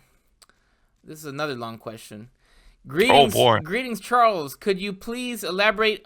Oh, wait a minute. No, he asked this as a patron. We have this on the patron pre-show. Wow. Yes. Jan traded up. Yep. He's not. I'm sorry, Jan. You already got your answer. Stop it. All right. Next question from Nick. We already know that in most cases, a true conservative Catholic who applies his faith to politics would support the restoration of his country's monarchy, as is the case in Europe and in Latin America. But hypothetically, if the House of Windsor were to convert, should we as American Catholics take up the loyalist cause? Also, do you know of any prominent Catholic loyalists during the American Revolution? Yes, and yes, and yes. No, if the Windsors became Catholic, that would be a huge game changer. Honestly, it really would. It would certainly change my views. I mean, don't get me wrong, I'm a Jacobite through and through. And as far as I'm concerned, the rightful king of these realms is Francis of Bavaria. But if the Windsors, he's got no interest in pursuing his claims at all. And if the Windsors turn Catholic, wow.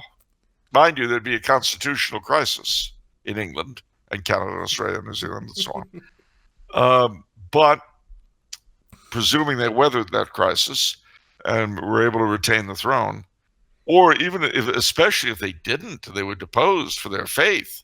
Oh, heavens. If the Windsors were chased off the British and Commonwealth thrones because they became Catholic, oh man, Shevitz. I would say remove the moron in the White House, whoever he happened to be at the time, and enthrone them immediately. Do not pass go. Do not collect $200. Time to come home, kids. I mean, that would be incredible. So, yeah. Now, as far as Catholic loyalists, quite a few. Colonel Alfred Clifton, who raised the Roman Catholic Volunteers in Philadelphia, comes to mind, as well as Father John McKenna. You see, there were a lot of Catholic Scots settled in the Mohawk Valley of New York, and they were loyalists. And in 1776, they were driven out of their homes in the winter and had to make their way to Montreal, during which most of the children and a lot of the old people and women died because they were fleeing during the winter. Now, for some reason, this very much upset the survivors. I don't know why. And they were formed into a couple of regiments of loyalist volunteers. And they came back thereafter to visit their old neighbors and, kind of share the love. Well, their parish priest who went with them was an Irishman named Father John McKenna. Father John McKenna, became the first Catholic chaplain in the British Army since James II. And he accompanied his regiment into the Mohawk Valley back to pay their visits to the old neighbors and friends who had helped them so much. So those are two that come to mind straight away. But you've got to bear in mind that most Catholic loyalists were not prominent people. As was the case with every other cultural and religious minority in the colonies. The more prominent you were, the likelier you were to be part of the revolution. The poorer you were, the less assimilated, the less connected to the elites, the likelier you were to be loyalist. Okay. And then, of course, you've got Bishop Briand of Quebec and most of the French Canadians, but that's another story. Okay. Next question is from Todd Bird, superfan Todd Bird. Hey. Can Charles explain the reasons for Pope Innocent the 11th supporting the invasion of William of Orange, even having the Te Deum sung when news of the Battle of the Boyne reached Rome? I understand there was some tension with France, who James II was aligned with, but surely there is more to it in order to justify a pope supporting a Protestant overthrow a Catholic monarch. No, there isn't. That was it. The Holy See, this was a sideshow in the War of the Grand Alliance that pitted William of Orange and Austria and the papacy and a lot of other countries and Spain against France. And because James II was an ally of the French, and because his retention of the three kingdoms would have really been a problem for the Grand Alliance, of which the Pope was a member, it's exactly what happened. It's not a great moment in Catholic history, any more than Pope Urban VIII supporting the Swedes under Gustavus Adolphus against the Holy Roman Emperor Frederick II in the 30 Years' War was a great thing. Okay. Next question from Nick. It seems to me that with the Anglo-Catholic movement, the conversion of John Henry Newman, the works Chesterton and Belloc, the supposed crypto-Catholicism of Edward VII and George V, and all the general revitalization of English Catholicism, that England was on the path towards becoming Catholic again in the 20th century. Do you believe this to have been the case? If so, what do you think has stopped it from happening? I'd say it's quite possible. It certainly looked that way. And I would say that what stopped it were a combination of things. One was the decay of British elites, very much the way the American elites decayed into semi-quasi kind of sort of Christian to total scumbags. I mean that in a nice way, as Mr. Epstein would have said on his island. And then as far as the other goes, though, it's not just that. It was coupled with the implosion of the Catholic Church after Vatican II. Okay. So. Next question from Matthew. Dear Charles, what is your opinion on the disestablishment of the Church of England? As a long-suffering Anglican of 18 years, I am increasingly drawn to Catholicism, particularly the Ordinariate of Our Lady of Walsingham. Despite this, I have reservations on conversion, particularly on leaving behind a parish I love, Anglican liturgical practice, and of course, my family. With this in mind, would it be best to pray for the disestablishment of the Church of England, something that is looking ever more likely, and so to force the hand of individual Anglican dioceses into potential communion with Rome under the Ordinariate? If the Church of England ceases to be established, surely it loses its entire purpose for existing. I know this is highly idealistic and I'm probably being rather selfish, but I'd still be interested on your take. Okay. Well, there's an old saying: "Be careful what you pray for." Firstly, we're on your shoes. I would come into the ordinariate as soon as you hear this. um, but I understand exactly what's holding you back. And our Lord dealt with that issue when the young man said to him, "I've got to bury my father first." Let the dead bury the dead. That's what he said. Um, Now, as to whether or not the disestablishment of the Church of England would be a good thing, I don't think it would. And I'll tell you, I think you're right. I think it's probably going to happen, but I don't think it would be a good thing simply because the status quo forces the government to pretend some kind of vestigial Christianity. Now, there's a lot to be said always about lancing the boil. Finita la commedia, finish the comedy, down to cases, let's get to the reality of the thing. It's easy to say that, and it seems very, very compelling. And it might even be so. The problem is, I've lived long enough to know that when this sort of thing happens, there's a huge amount of disruption. And whenever there's disruption, there are problems, very unpleasant problems you haven't thought of. I mean, if the government disestablishes the Church of England, the Church of England will collapse financially. Now, what does that mean? Well, all those beautiful churches that are parts of an integral part of the English landscape. Who's going to pay for them? Who's going to keep them up? Now, they don't actually get a lot of state funding now, but they would get none. No more Queen Anne's bounty, etc. It would also threaten the monarchy, because the two are bound up together as things stand. Now, mind you, I wouldn't mind that. I would not mind disestablishing the Church of England if the Catholic Church in England and Wales were going to be established in its place. But that's not going to happen.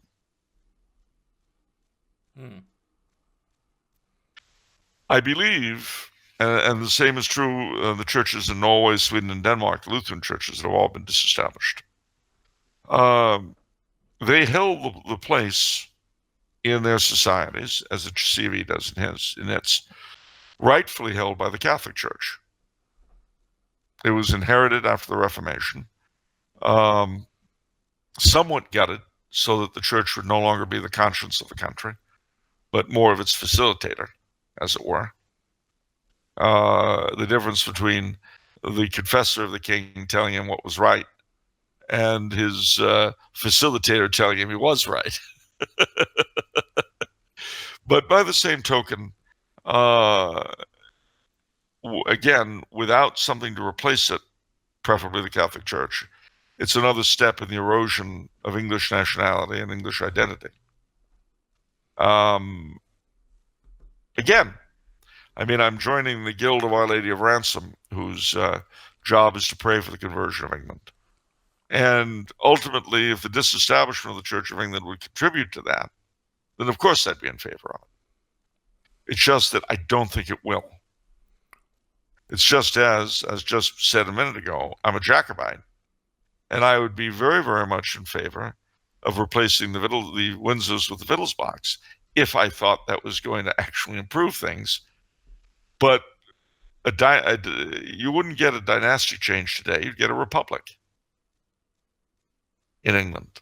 And there's an old saying, never let the perfect be the enemy of the good. But having said all of that,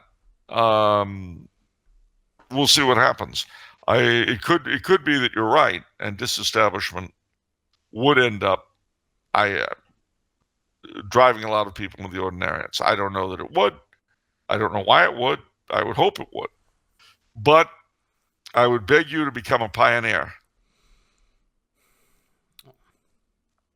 Join the ordinariate now. Don't wait for the bargain sale. Okay. Next question is from Joshua. Can you speak about the Irish Easter Rising of 1916? Was it good or bad?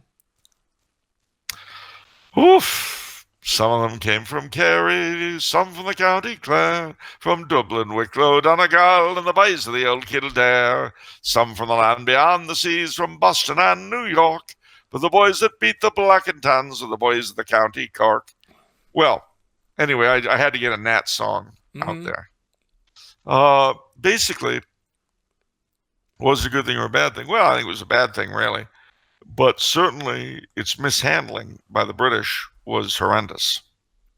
And why do I say they mishandled it? Well, in 1914, when Home Rule was passed by the British Parliament, there was a mutiny amongst the British officers in the Curragh camp against Home Rule. And this was a mutiny against the crown. This was treason against the king. And they were all pardoned. Well, then comes 1916. You've got the Dublin Rising, which admittedly happened during wartime, but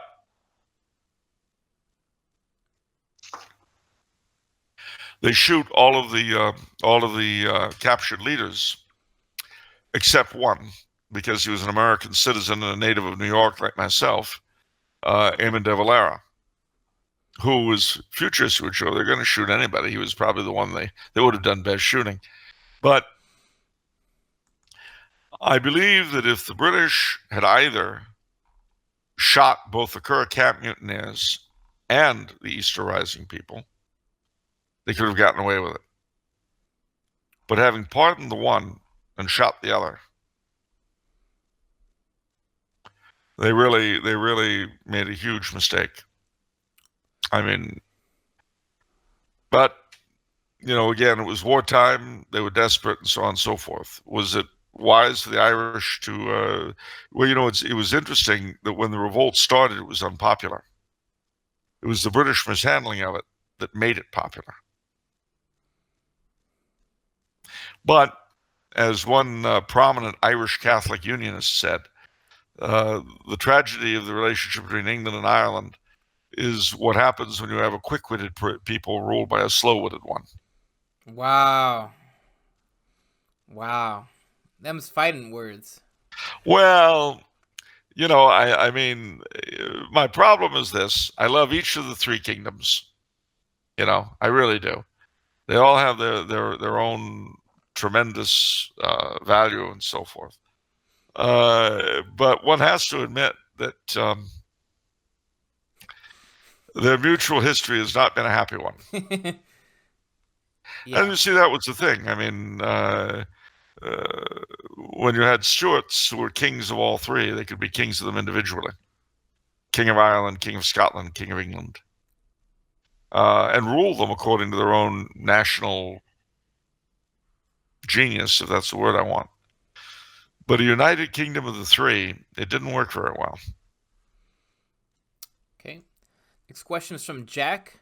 What are your thoughts on the life of Bernard Fay, his role in Vichy France, and his belief in the Jewish conspiracy?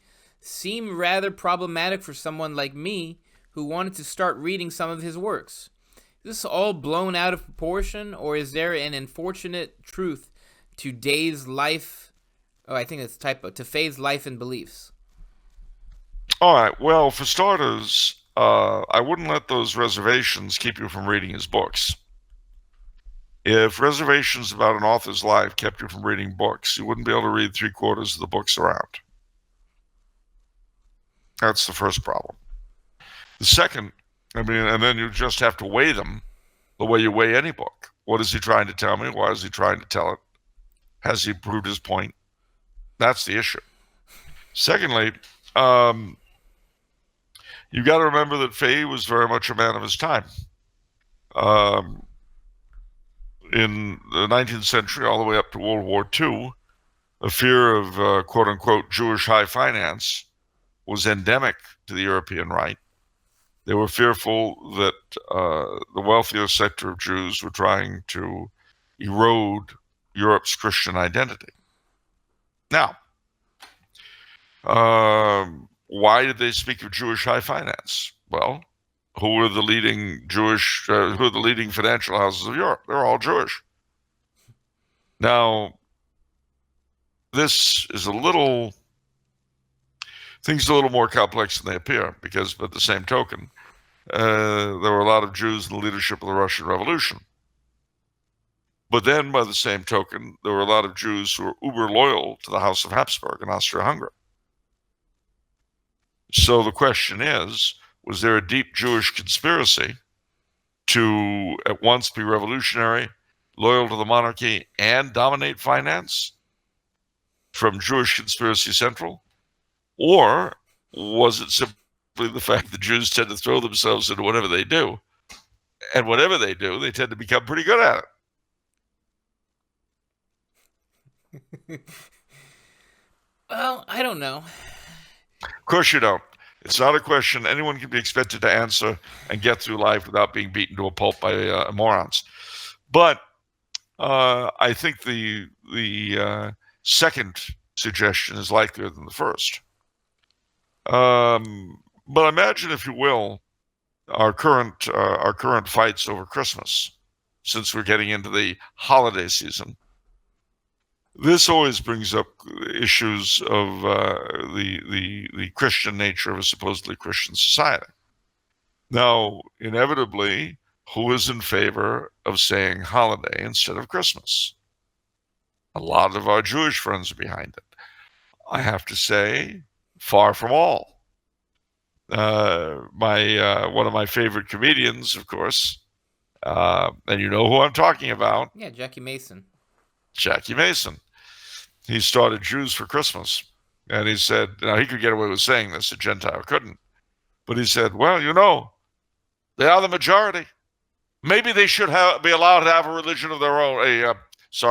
Maybe they should be allowed to have a holiday of their own. What do you think? And of course, when Jackie Mason puts it that way, you have to feel like a moron to say otherwise. Or, for that matter, Evan Syed, another Jewish comedian. I remember attended one of his shows, and it was around Christmas time, and he starts out, to all my Christian friends, let me say Merry Christmas. And to all my Jewish friends, let me say Merry Christmas. And then, of course, people were staring at him, and he says, that's right. He says, listen, I'm Jewish, but I got to tell you something. If someone's offended because you hope they're going to have a pleasant 25th of December, they're morons! I have to agree with Evan Syed. I really do. So, at any rate, getting back to your question about Bernard Fahy, to the degree that he felt the way he's attacked for having felt, this didn't pop out of a duffel bag, number one. Number two, if he had been some kind of war criminal or something, he would have been severely punished, and he certainly wasn't. So I don't think I would worry too much. The anti-Semite slur is an easy one to dump on people. As far as Vichy goes, bear in mind that Vichy was not the same beginning to end. At its beginning, it had a lot of Catholic traditionalists like Fahy involved with it. The Germans did not like them, so they forced them out. And they were replaced by ex-socialists and communists like Laval and Deat. Somehow people don't talk about that for some reason. To add insult to injury, François Mitterrand, the great socialist president of France later, got his political start in the Vichy Ministry of the Colonies. As I said, the Vichy government toward the end was dominated by socialists and communists, and that was at the Germans' behest. So everyone who runs around yapping about Vichy really needs to take that into consideration. Didn't you recommend Faye's books in previous episodes? You recommend them all the time, I think. I do, and I stand by that recommendation. Yeah. Next question from Michael. Does Salic law produce more effective monarchies? Salic law. That's the law that allows only males to succeed to a throne. By and large, I would say yes. I mean, it makes things a little bit more difficult because when a male line of a family ends, you've got to go hunting for somebody. But if you look, for instance, at the most famous example of non-Salic law, which is Britain, um, the reigns of Queen Elizabeth, Queen Mary, and then Queen Elizabeth II, Queen Victoria, Queen Anne. These all, there were all sorts of diminutions of the royal prerogative under them, because it's simply more difficult, I think, for a female sovereign to really resist. Now, mind you, Maria Theresia was an exception. I was going to cite her. Yeah, and so is Isabel of Spain. Yeah. But they are very exceptional. Okay. Next question is from Michael. Greetings, I have a question for Charles concerning the criticisms of the papacy. Protestants and Eastern Orthodox tend to make the claim that the idea of a universal bishop was condemned by Gregory I when Cyriacus II of Constantinople tried to claim this very title in the Eastern Church. But then soon after, Boniface III ascends and claims the same title of universal bishop. The only difference between him and Cyriacus is that he is in Rome. Thus, this is deemed as a hypocrisy. For Gregory I and Pope Pelagius II denounced the idea of a universal bishop. Are these claims missing context? Were these denouncements specifically targeted at the East, while being implied that they belong to Rome and always have, and that this is neglected in these Protestant and Orthodox polemics against the papacy? Or does the idea of a universal bishop of Rome truly originate with Boniface III? No, you've actually answered your question correctly. It's done completely out of context. I mean, the proof of the pudding is that when, certainly Gregory did not want Cyriacus, who claimed to be universal bishop because he sat in the imperial city. That was a usurpation of what was the power of the Bishop of Rome. Now, a very early example of Roman primacy is the letter of Pope St. Clement I to the church in Corinth. Now, why did Corinth appeal to Clement when St. John the Apostle was still alive and living a lot more close to Corinth than Rome? That doesn't make any sense. And yet, it's right there. It's very plain. Now, mind you, eventually the patriarchs of Constantinople would dominate the East completely. And that was one of the things that contributed to the schism. And that was why the older patriarchates of Alexandria and Antioch went along with it without much of a cry, because by that time Constantinople, thanks to imperial power, ran the show in the East. It's all in Vladimir Soloviev. Russia and the Universal Church. I recommend it highly. Next question is from Brett. Dear Charles, I'm writing to you today about the Pachamama fiasco. For context, I grew up Protestant, and now I am attending an Orthodox church, but I am not yet a member. For a while now, I have been astonished with the Catholic responses to the Amazon Synod. I cannot, for the life of me, understand how a Catholic rationalizes the situation and remains steadfast in their belief in the veracity of the papacy. From the position of an outsider looking in who is exploring their own faith, this seems like proof that the Catholic Church erred in the doctrine of papal supremacy. How does this not show that the papacy is false? And if it doesn't, what would it take? Thank you for your time. You're very welcome. It's a very good question. And he says, P.S., how can a pope be evil? That seems wacky. The way any human being can be evil. You know, popes are not excused from the human race. And it's the same way that any patriarch of Constantinople could be evil. Any patriarch of Moscow. I mean, when the KGB were appointing patriarchs of Moscow, and when the Turkish sultans were appointing patriarchs of Constantinople, they often did not choose the best possible candidates. Wow, shots fired. Well, it's true. Okay. It feels good, man. It feels good on some level. Thank you for saying that, Charles. No, I mean, it has to be said.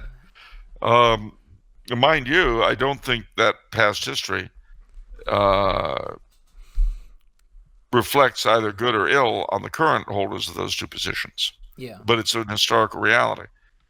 And an historical reality is that we have had evil popes because the papacy is not a guarantee of personal sanctity. No office on earth is. No office that goes to men is. Um, to have the Pope do something so dreadful as the whole Pachamama affair, um, again, I can think of Pope Honorius being condemned by the Council of Chalcedon at the instance of a pope. What? What does that mean? What? What it means is that Pope Honorius was the fellow who silenced the Orthodox during the Monothelite controversy, for which he was condemned by the Council of Chalcedon, and or was it Nicaea too? Anyway, Nicaea too, I think. But that condemnation, whichever it was, that condemnation was done by the Pope of the day. You've got to understand that the papacy, papal infallibility and papal supremacy do not mean either indefectibility or perfection. The whole Pachamama thing is a ridiculous affair. But then again, we've had things like this in the past, and I'll tell you, I mean, if you want to look at some of the things that the competition have done, I'll match you every time. Do not expect perfection in human beings. And this man's failings are the failings of his generation of world leadership. Remember that the church will always, to a degree, reflect the world it works in. Once upon a time, when Europe was feudal, the bishops were a lot like feudal lords, and the Pope was sometimes a lot like a feudal ruler, a feudal king. That didn't change their spiritual powers, but it certainly affected the way they did business. Today, the power structure is corporate, and ideology and belief always takes second fiddle to more pragmatic considerations. Okay. Next question from Rob. Salutations, Mr. Coulombe. Should an American monarchist actively participate in the American legal system, like voting?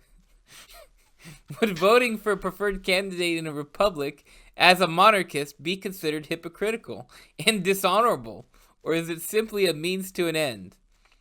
Well, firstly, He has a PS here. I was on my honeymoon in Vienna a couple weeks ago, and I can see why you would like to live there. It is one of the most beautiful cities my wife and I have ever seen. That's very true. It is. I mean, it's not Hollywood. The Kentnerstrasse is nothing like Hollywood Boulevard, but they manage somehow. No, well, to answer your question, firstly, you're presuming the existence of some kind of honor board. I don't know who's in a position to say monarchists who vote are hypocritical. This is personal and prudential judgment. That's all it is. As long as you're paying money into the system, you have a right to pretend that you've got a voice. Well, doesn't it come down to what is the most effective tool? And Yeah. It's like, oh, well, you can only use the best tool, even though it's not active, and we're using this other one. You can't even touch this other tool. No, I mean, and the thing too is that you live under the system you live under. When the presidential election comes up next year, I will vote. When I always vote for City of Monrovia elections. I'm one of the 10% of that storied city's population that do that. You know how bedroom communities are in the LA area. The vast majority of people don't participate. So I call the local oligarchies that run them the dictatorship of the involved. Yeah. The people who show up. Yeah, the actual people who show up. Yeah. Those people. But the truth of the matter is that monarchism in America, until and unless it ever becomes anything approaching a real political force, is what it is, what it is, what it is. You might make the statement that isn't it immoral or hypocritical for Catholics to vote when everything about the system is against us, when the very Constitution, according to the oracles at Delphi of the Supreme Court, guarantees abortion. The Constitution guarantees gay marriage. Well, aren't we being hypocritical by voting or participating at all? Is monarchist a means to an end, or is monarchism an end to itself? It's a means to an end. Exactly. So why can't you try to use different means, even though it's not as effective? I don't understand. Because I would feel more pure if I didn't. Oh. I'd feel more elite. Wow. I'd feel as though I were one of those few rare souls who will not allow their principles to be sullied by real life. Wow. Okay. Got you there, smart guy. You don't have a comeback for that one, do you? No, I guess not. There's absolutely nothing you can say that can top my feeling of superiority. No. I got you there, pork chop. Sorry. And by the way, you're absolutely right about Vienna. It's so beautiful. Gosh. Notice it was not built by a republic, but never mind. The ugly parts were. Now. Why is it all the ugly stuff comes in under republics in Europe? I don't know. The pretty Charles. stuff is all for monarchies. Why is that? I don't know. No? I do. But I'm not telling. All right, good. You guard that truth, Charles. You safeguard that truth, and you protect it. You bet. My little secret, and it ain't getting out. Okay, next question. I know what you would do. You would take that. You would take it. You'd do something with it. The next thing I don't know. The whole district around the Tumbler House Tower would suddenly be beautified and filled with gorgeous architecture. And no one would know why. But you'd be grinning at everything. Yeah, I know how you do things. So no, I'm not revealing it to you.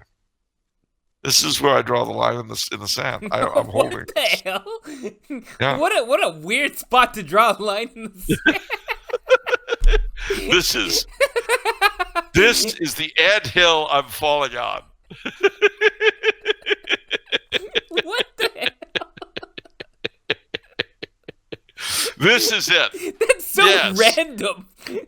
Yes. Okay.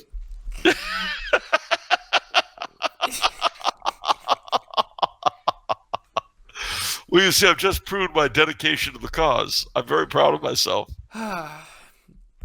That's good, Charles.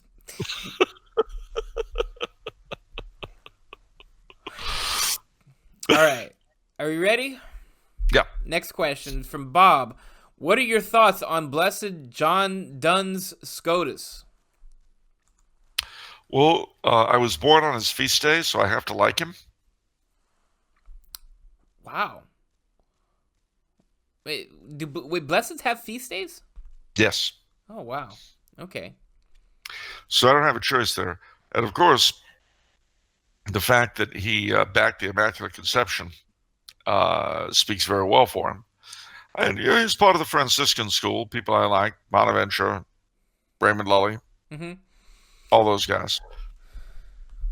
So I like Duns Scotus. I'm pretty sure we've got a video somewhere. Search Duns Scotus Tumblr House or off the menu and you'll find something. I'm pretty sure we've got a video. No, all right. Next question is from Peter. Hello, Charles. I would like to ask you if you know anything about the church lay movement, communion, and liberation, and if you have any thoughts on it. Here's another separate question. Oh, well, I guess, okay. So let's just do that for now. Communion and liberation? Right. Yeah, it was founded by Monsignor Giussani after Vatican II. I have no direct experience of it. I know people who have been in it in America. It published 30 Days, which was a very good journal. I I really don't. I've had no direct experience. What I'm vaguely positive about it.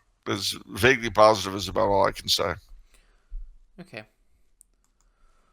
What do you think is the best foreign policy? Non-interventionism of Ron Paul and Pat Buchanan, or the warmongering of peoples like John McCain or Hillary Clinton?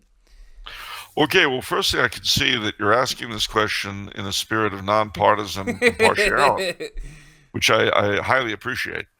No, but I'm certainly a non-interventionist. I mean, we should only go to war if we're attacked. It's certainly not that hard to figure out. If we're not attacked, we don't go to war. Okay, this next question is gonna be a highlight.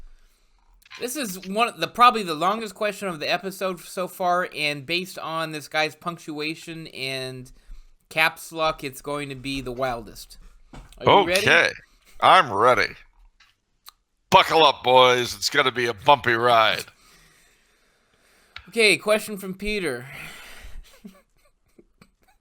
Okay. What is up with Proddy imbecile calling... okay, let me start this. What is up with Proddy imbecile calling Catholics Pelagians or semi-Pelagians? Do these Protestant idiots have no idea what Pelagianism and semi-Pelagianism is? It has zero to do with faith or works, per se. It is the heresy of denying original sin. This is the very heart of the heresy. Original sin does not exist. Here is the syllogism they followed. If original sin exists, then baptism is a requirement. But original sin does not exist, therefore baptism is not a requirement. This was the crux of the heresy. Denial of original sin and thereby requirement for baptism. Everything else, such as faith and works, claims, are derived from these suppositions. Do these imbeciles not know this? The Protestants' argument is Pelagians believe in a works-based salvation. Catholics believe in a... wow, okay, let me... The Protestants' argument is Pelagians believe in a works-based salvation. Catholics believe in a works-based salvation.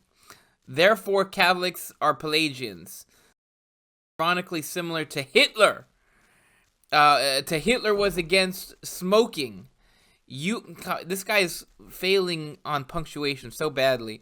Okay, Hitler was against smoking. You are against smoking. Ergo, you are Hitler. Hitler, Hitler, Hitler. This is Protestant buffoonery at its best. James White is one of these stupid moronic buffoons. I had to explain that baptism was a requirement, but then the American Protestant dunce called me Pelagian because baptism was a work according to the American Protestant dunce. I tried to explain to the stupid moronic Protestant that he should be aware that in second canon in the condemnation of Pelagianism mentions that children should be baptized as soon as they are born. I wish I could take a bat across the back of every stupid moron I come across, because stupid morons aggravate me. Please explain to your audience, American Protestant audience, Pelagianism so that they do not give the rest of us a stroke every time they make moronic statements. Well. Yeah, okay. Great. Absolutely. No doubt. Okay. No, I think you did a good job of explaining Pelagianism. As Bellick says of Pelagius, so his doubts began with the fall of man. He placed no faith therein. His doubts began with the fall of man. He placed no faith therein. Anyway, and it ends with it had nothing to do with it, something, and he laughed at original sin. Well, that was Pelagius, and it's as ignorant of Protestants to call Catholics Pelagian as it is of certain other figures to call traditional Catholics Pelagian or Neo-Pelagian. But there's a lot of My word to Peter, though, is that he's going to have to learn to be a lot more tolerant of morons, idiots, fools, and so forth. Partly because they're very often in charge and are in a position to be unpleasant in ways we can't be. Secondly, because it tends to detract from our own need for charity. And we're called upon to evangelize even the stupid, even when they're running the show. Especially the stupid. Yeah. All right. And do put your baseball bat down. Yes, please. Okay, hello, Mr. Coulombe. I have a question for you. I often hear it said by liberal Catholic historians that ordained women deacons were an integral part of the early church. These arguments and statements have only grown louder in the past few weeks, given that some leaders of the Amazon Synod seem to be in favor of the idea of ordaining women in the diaconate. Now, considering you are an expert on the history of the Catholic Church, could you please provide us with any counter-arguments against these pro-deaconess arguments? Are there any books and or historical documents that might help us debunk the historical claims made by the women's ordination movement that deaconesses were commonplace in the early church? Thank you in advance and keep up the good work. God bless. You're welcome. Okay. As we know, Pope Francis's own conference of people that were appointed to look into the thing came up with the majority report was that no, the deaconesses of the early church were not in holy orders. They were kind of like nuns.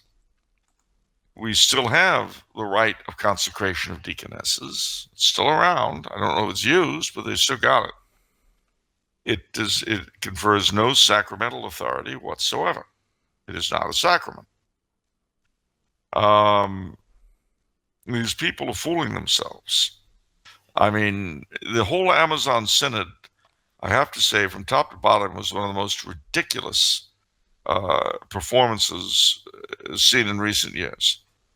Do you remember the movie Black Panther? No. No, it came out a couple of years ago, and it takes place in a mythical African country. The problem with the mythical African country was that its culture was sort of mixed and matched, arranged from bits and pieces of quote-unquote African culture. So stuff from East Africa, West Africa, Southern Africa, all mumbled together.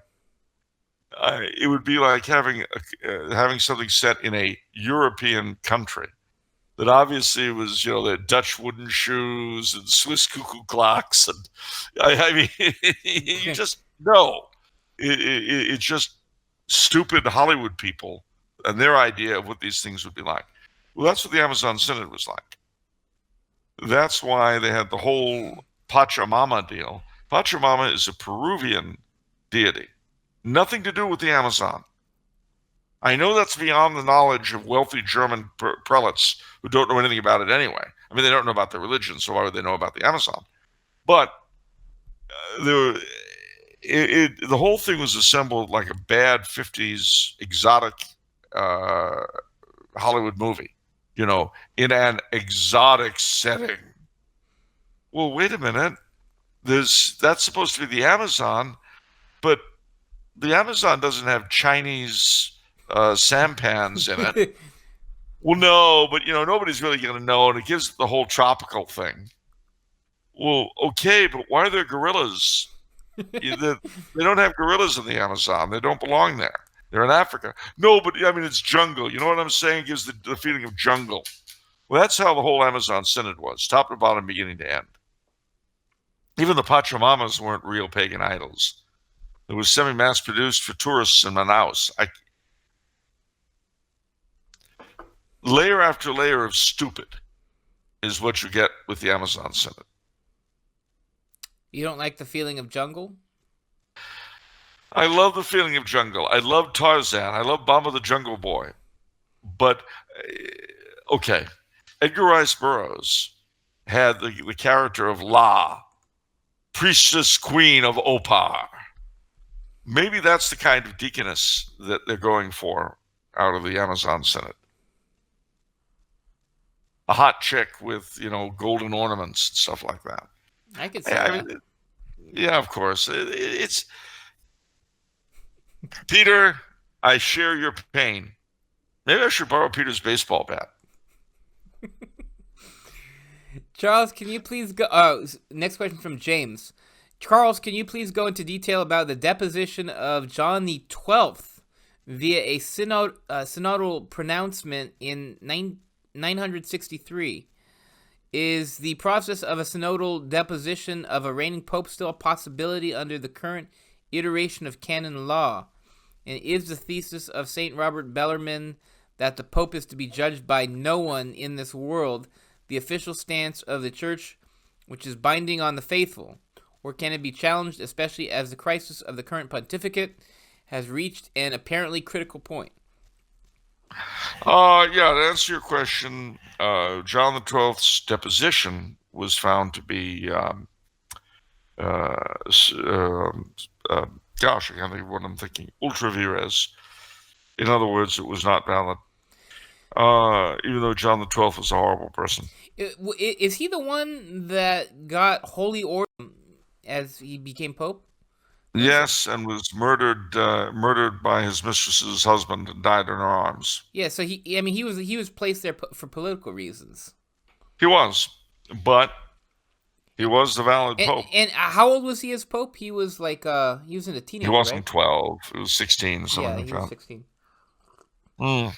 So he was only 16. But it's so much worse now than then. Yeah, right? I know. Things are always so worse. So much. Oh gosh, I just As my late father used to say, every man thinks his fleas are gazelles. Would you really prefer that, a 16-year-old getting holy orders in the same ceremony as becoming pope? And being killed by his mistress's husband? And having absolutely no leadership or anything. I mean, come on.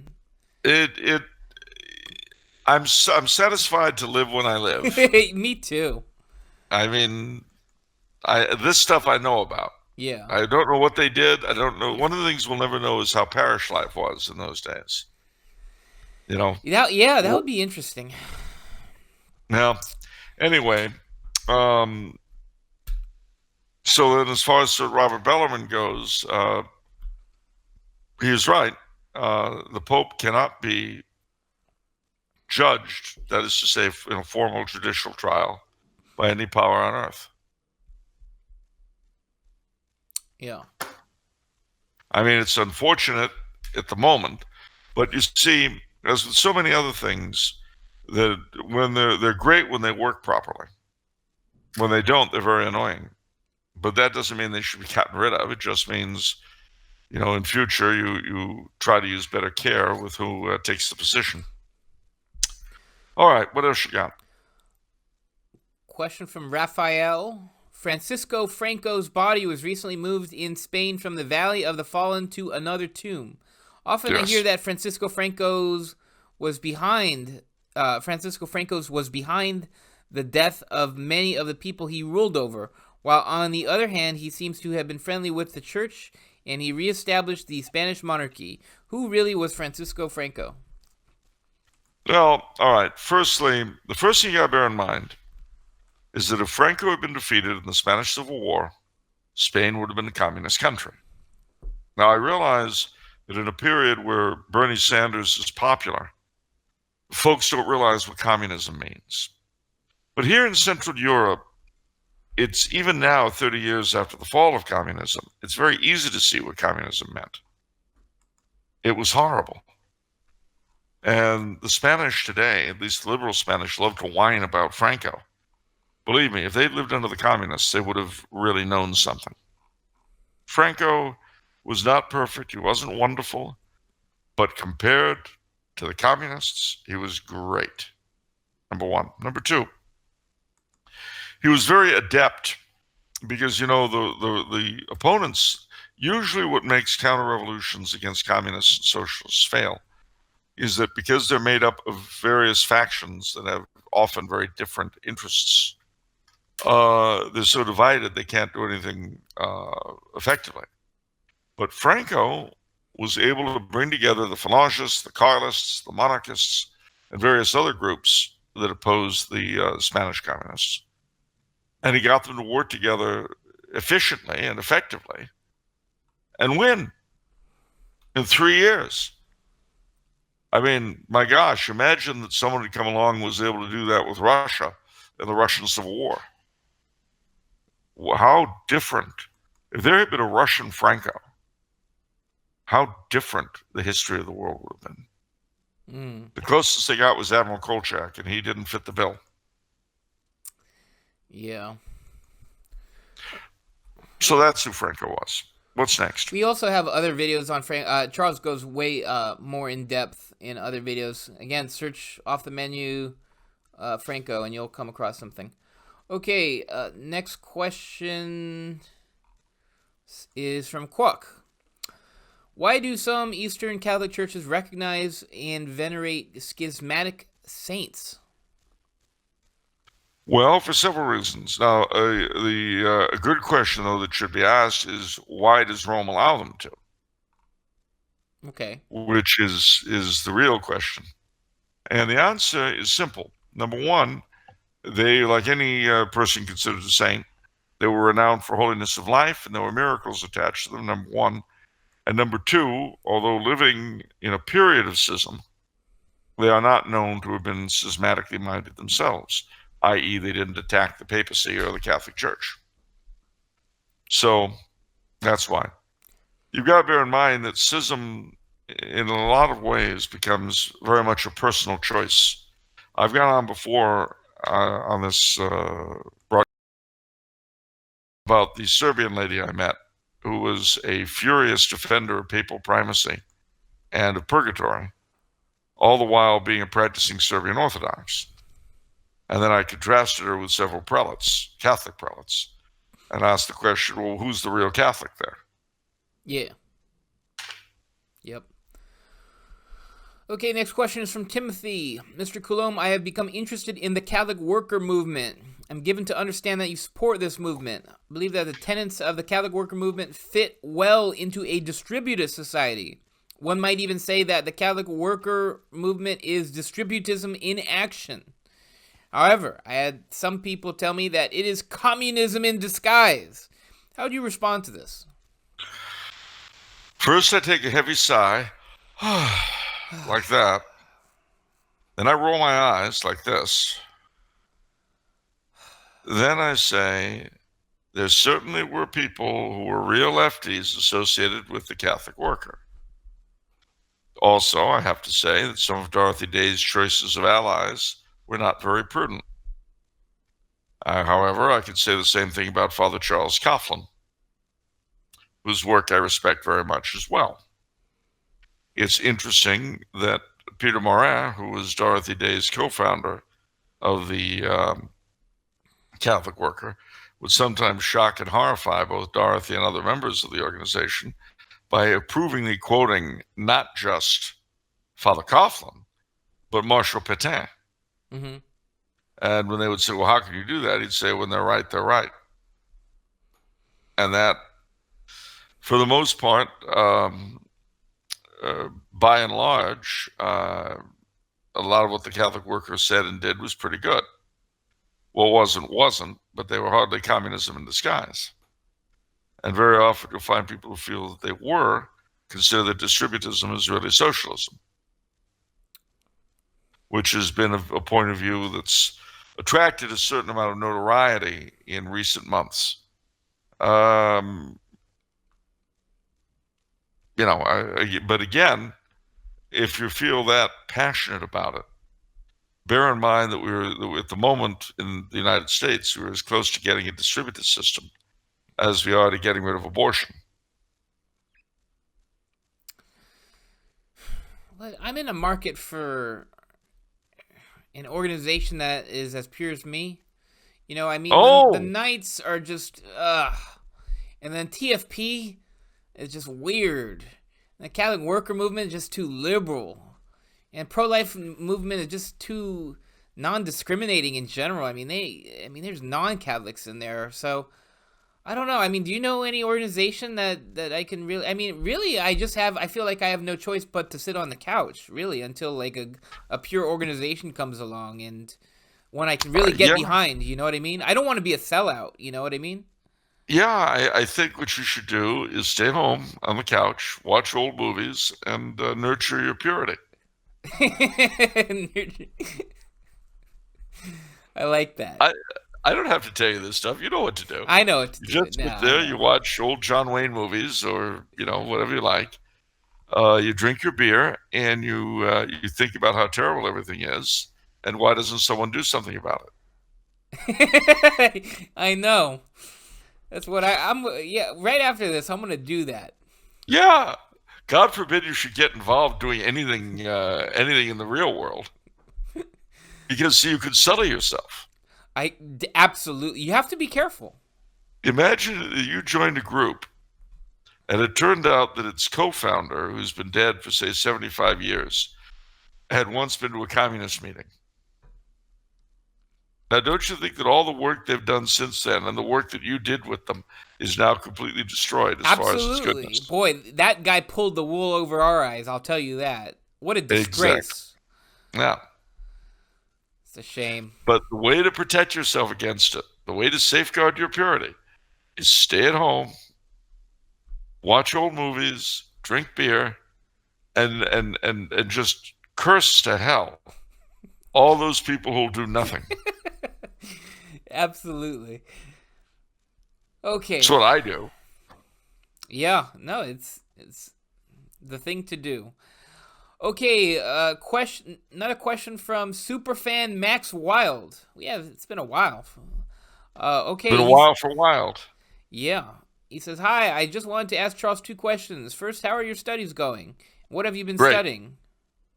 What have I been studying? Philosophy, history, philosophy. So far, that's it. And Latin, Ooh, Latin. nice. Lots of Latin. Second, I've been reading City of God by St. Augustine. Do you have any insights and commentary on this august work, given that you're studying theology, or so I'm led to believe? Well, we haven't gotten to theology yet. We haven't gotten to Augustine yet, but very much in Plato and Aristotle right now. But St. Augustine is my confirmation saint. I did that on purpose because I love St. Augustine. Yeah, he gives some very realistic views of the relationship between the ideal and the real, or the ideal and the practical. I mean, what he has to say is particularly useful for us now, because at a time when we're seeing so many institutions we consider sacred either destroyed or dirtied, for want of a better word, he and his advice to people living in a time when Rome had fallen to the barbarians, it's particularly relevant to us today. Okay. They see, because I mean, earlier today we were going on about the Knights of Columbus. I could go on about the Boy Scouts. You go on about a whole bunch of institutions, and these may fall and fall to pieces, but the city of God remains. Yeah. Okay, next question from Anthony. Hello, Charles. I was wondering if there are certain prayers that Catholics should pray when visiting deceased family members at the cemetery. No, there are lots of Catholic prayers for the dead. And you can go online and look up Catholic prayers for the dead and use them. Okay. Okay. Next question from Nick. I have heard the accusation that the King of Spain is the Grand Master of the Spanish Grand Orient Freemason Lodge. Is this true? If true, then who should we support in their claims to be their claims to the Spanish crown?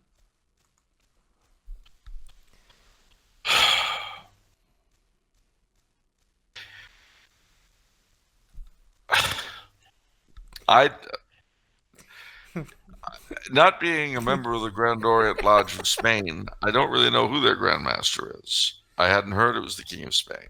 If he is the King of Spain, he's certainly keeping it to himself. I am a Carlist anyway. Well,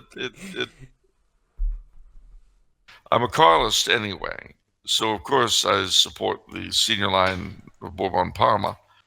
But as we know, there's a succession dispute there. The current heir is not really the greatest.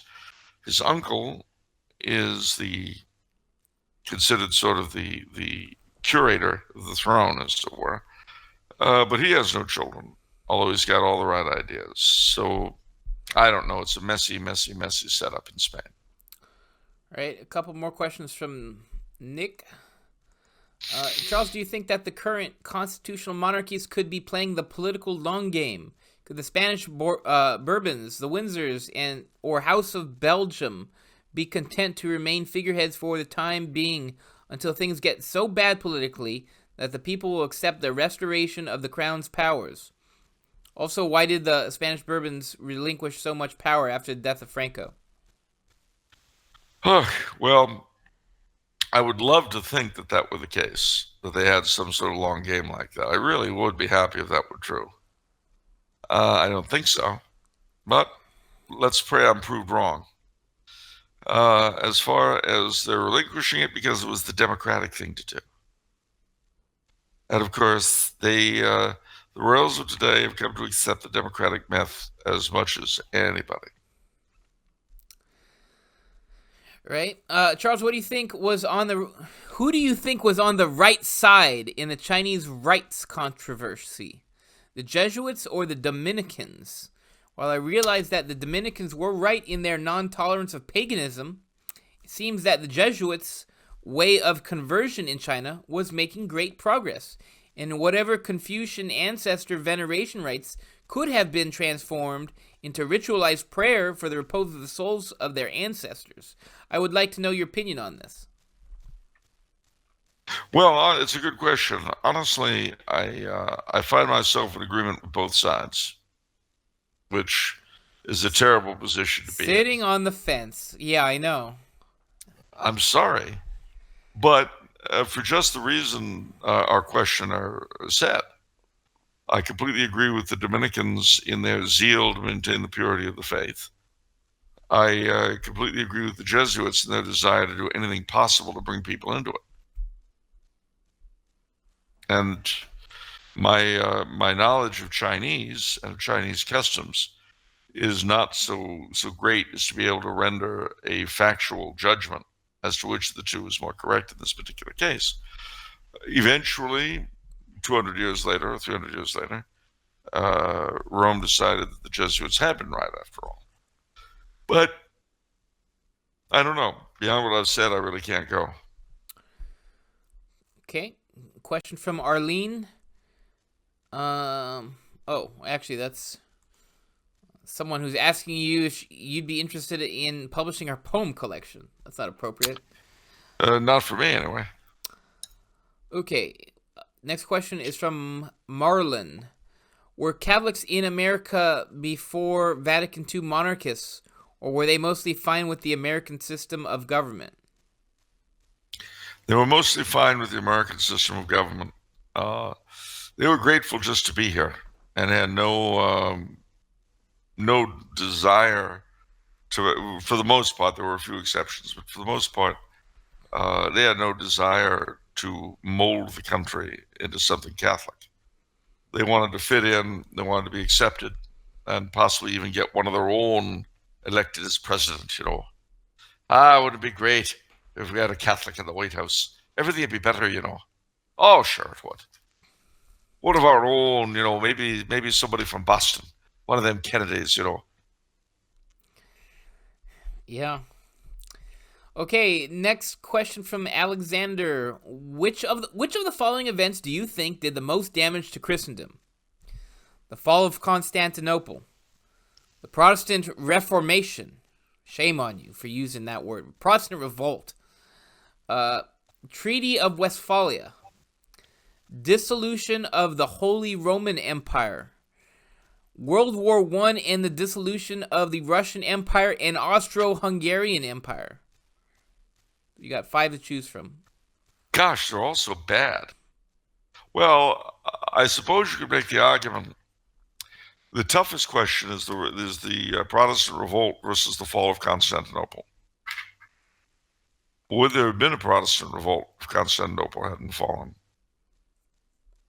I don't know. How would you do the math on that? Well, remember that the last Byzantine emperor was Catholic.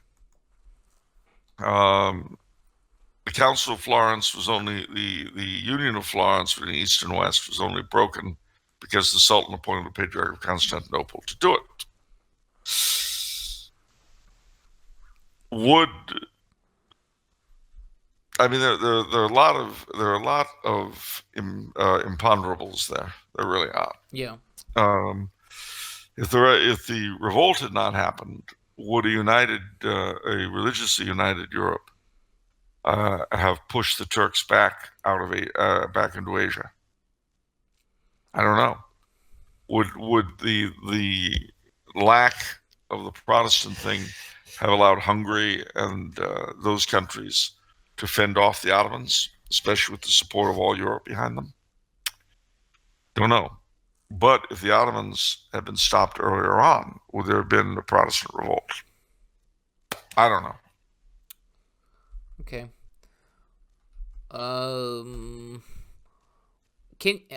Question from Michael. Hello, can you explain the details of the Habsburg coat of arms? What each thing in it represents? What are your views? Yeah. Okay, so let's start there. Well, turning my back on you a little bit and looking at it, the crown at the top, the double eagle itself, as with the Russian double eagle, represents the Roman Empire. The eagle looks east and west. Mm-hmm. The orb represents the rule of Christ over the world. The sword, the right to defend it. The crown at the top is not the imperial crown of the Holy Roman Empire, but the imperial crown of Austria, which was originally an archducal crown. Right below the eagle's heads, you see the coat of arms of the House of Habsburg itself. Around it, you see the collars of different orders of chivalry, of which the lowest is the most prestigious, the Order of the Golden Fleece. And then the little coats of arms around the wings, those are the coats of arms. Well, on top, there's Hungary, across from Bohemia. And then below it, I think, is Croatia and Istria. And then Lower Austria versus, well, I forget the others. But anyway, the provinces of the empire. Okay. What are your views on St. Hildegard von Bingen? She's great and a doctor of the church. Wow, I didn't know that. I gotta look her up. Yeah, she's worth looking up. Okay. What, in your opinion, are the best horror books and movies? Oof. Well, the best all-time horror book I know, the only one I ever read that actually scared me, as opposed to my simply enjoying the plot and the atmosphere, is Salem's Lot by Stephen King. That thing, oh man, that scared me. When I first read it in high school, I was, oof. Lovecraft, of course, I'm very fond of, not because he's scary to me, but because of the atmosphere and so on. Algernon Blackwood, M.R. James's ghost stories, Arthur Macken's stories, of course.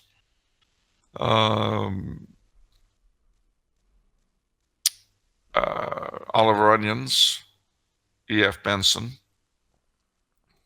They all wrote ghost stories that were really, really good. Man. August Derleth. What about horror movies? Okay, horror movies. Well, the old Dracula, the first one, 1931, with Bela Lugosi. The Black Cat, 1934. um, Frankenstein, um, The Mummy. More modern pictures of that sort, The House on Haunted Hill, not the remake, but the Vincent Price version. Uh,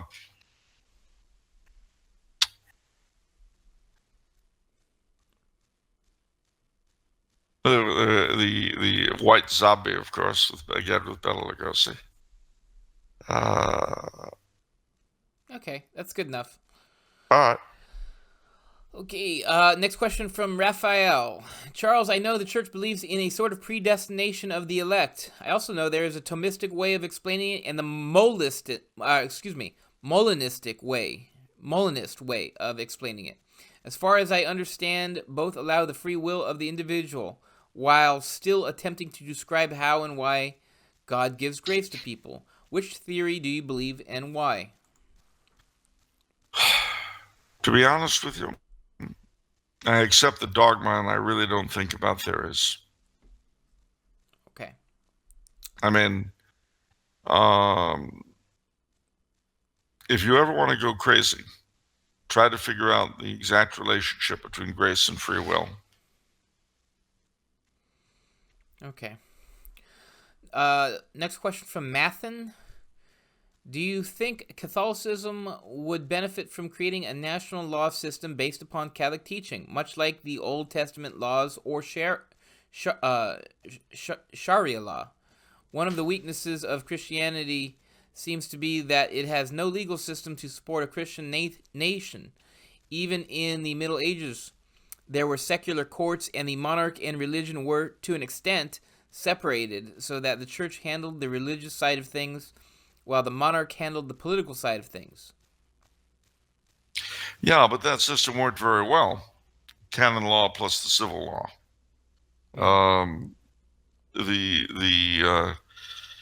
The remnants of Catholic civil law are still with us. If they were applied, and if canon law still had the force of law, it'd be fine. Do you think we should do away with modern materialistic science and return to the age of natural philosophy, where the spiritual and metaphysical were seen as forces in the physical world? Well, I think it would not hurt. I mean, I wouldn't do away with material science. I would just add to it. Okay. Hello, Sir Charles and Don Vincenzo. I hope you are both doing well. Considering that Columbus Day will soon be upon us, I was wondering whether you had any good book recommendations on the historical figure of Christopher Columbus. I'm currently considering making an independent documentary film on the real history of Christopher Columbus to debunk the many myths and lies surrounding his life and to portray him as the man he truly was, a brilliant sailor and a deeply devout Catholic man. So if you had any good book recommendations that might help me and others have a better education on this subject, I'd greatly appreciate it. Frankly, I don't know offhand, but if you Google Columbus and Saint, you will surely find a lot of them. Solange Hertz had a big article on Columbus called, if you search Discovering Columbus, you're going to hit the Tumblr House blog. And that's a pretty sizable article that defends Columbus and goes in depth on the situation. The one problem with that is she doesn't cite her sources well, but it's pretty good stuff. Right, next question is from Egil Cross. Dear Mr. Coulombe, I have many friends who, in their search for God, and given the state of the church right now, have either converted from Protestantism or apostatized from the true faith to orthodoxy. I can't help but feel great grief over the danger their souls are in. But in a sense, given the current state of the church, I can understand why they would not opt for Catholicism or outright abandon the faith. What would you recommend I do apart from praying for them? Well, firstly, as anyone knows, I have a great fondness for orthodoxy and the Orthodox. However, having said that, I I'm also very much aware of, shall we say, their lacks. I have a lot of Orthodox friends, and I know some people who've gone just the route that you described. The problem is that right now Orthodoxy is splintering between Moscow and Constantinople. This isn't even a matter of doctrine, really, although they're trying to turn it into one. It's a matter of politics. But it's the fragility of Orthodox ecclesiology is really being made manifest. And I know several Orthodox who have become Catholic as a result of it, despite the current goings-on, because they're aware that this is going to be a temporary thing. It's an aberration for us Catholics. But what's happening in Orthodoxy right now is in keeping with their own self-proclaimed ecclesiology. In other words, with us, this is rather like getting ill. With them, it's like aging. It's just going the course we've taken. So I would simply tell my friends, as I do when they ask me, you've got to bear in mind that one day the Catholic Church will have an administration that's in order. But I don't know how the Orthodox can ever put Humpty Dumpty back together again, because there is no external authority capable of judging between Moscow and Constantinople. There's none. So. Okay. Question from Nate. Can Charles enlighten us on what the traditional movement was like in the 90s? Seems it was a lot less mainstream and there were more eccentric weirdos, which I gathered from your talks with Professor Biersack. Also, how did those talks come about? Well, you got to bear in mind that several things happened. Number one, in the 90s, John Paul II was still gloriously reigning. And although he had helped trads a bit with the so-called indult, really what made the big difference was Benedict XVI's motu proprio, Summorum Pontificum, because the trads had constantly been saying the traditional rites have not been legally outlawed. This has not happened. Everyone is lying. Well, there's nothing more frustrating than being right and having no one accept that. Imagine, if you will, that you started running from person to person saying, the sky is blue. And you were getting, no, it's fuchsia. No, it's not. It's tourmaline. What are you talking about? The sky's brown. Everyone knows that. Finally, along comes someone who says, and someone whom everyone has to listen to. Actually, the sky is blue. Well, that would recast the whole thing. Yeah. And so overnight, you go from being a weirdo whom everyone spits upon to having been right all along. Now, that doesn't give you any real boasting rights. And for some people, it'll make them even bitterer against you than they were to start with. But the fact remains that Pope Benedict's actions totally changed the playing field. And when that happened, a lot of traditionalists, how do I put this nicely, relaxed. Finally, somebody sees what the problem is. And we had never gotten that before from people in charge. John Paul II would always go on about the many benefits that have come to us from the council. And every time he said that, I felt like saying, oh, really, Holy Father, that's great. Would you mind enumerating them for me? Tell me what they are. I'm sure you're right. I don't argue. But precisely what are those benefits you're always mentioning? He never would. He would just go on about it. Along comes Benedict, and he seemed to get it. He seemed to get what traditionalists have been put through. Now, since Benedict is gone, it seems like everyone who's not stark raving in the church is now in the position of traditionalists. the position they were in. If you're just in favor of the Trinity, you're obviously an evil retro who has to be punished and purged for the parish council. Yeah, 90s was incredibly different because obviously there wasn't really internet. No. There wasn't social media.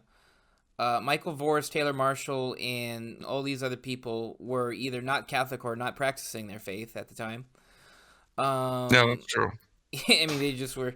So really, who I'm sure I'm missing other people, but really, at least from my young point of view, it was really the Wanderer and the Remnant. The two, Michael Matt, was on the scene. Well, the two branches of the Matt clan. Yeah, and that was it. That was like almost it, right? I mean, Yeah. what else was there? I mean, I felt like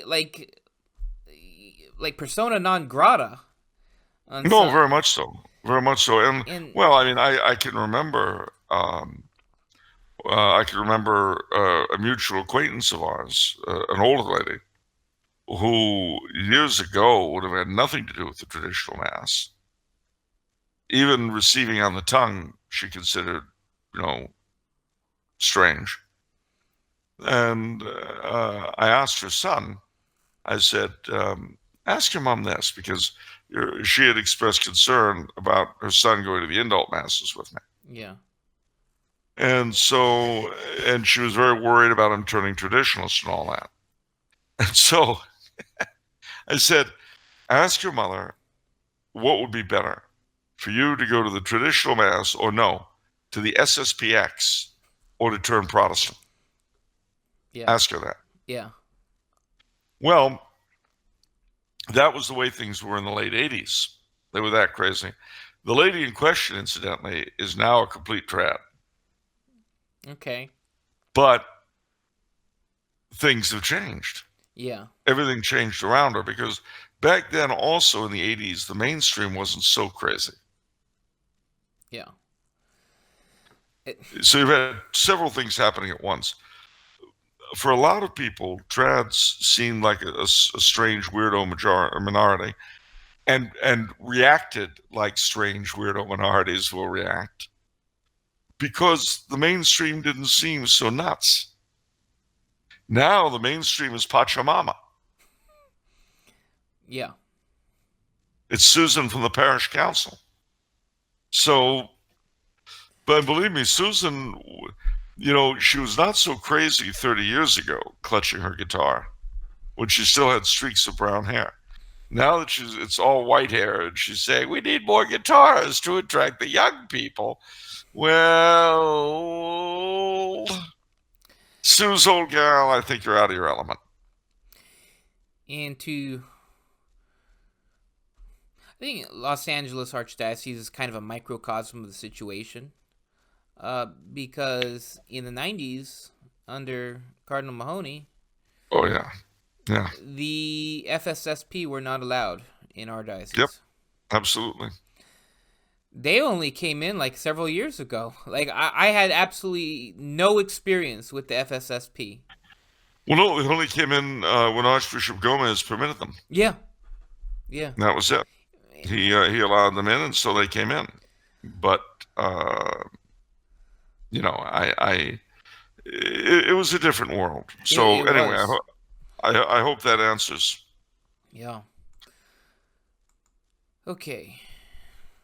I'm grateful that we're here now, though. I mean, there's so many things, I just would like to add one last thing. It feels like, we have a voice. I mean, that's why, Voice and Taylor Marshall and, all these other people, I think are so popular, because it's like, oh, finally. Yeah. And someone's saying something, because something. We're not just trampled. You weren't able to say anything. You just had to sit there and take it like a moron. Yeah. So, all right, what else we got? Yeah, let's see. What is, from Patty Leather, what is a good resource to learn the truth about the Protestant Revolution? What is the truth? Was there any justification for it?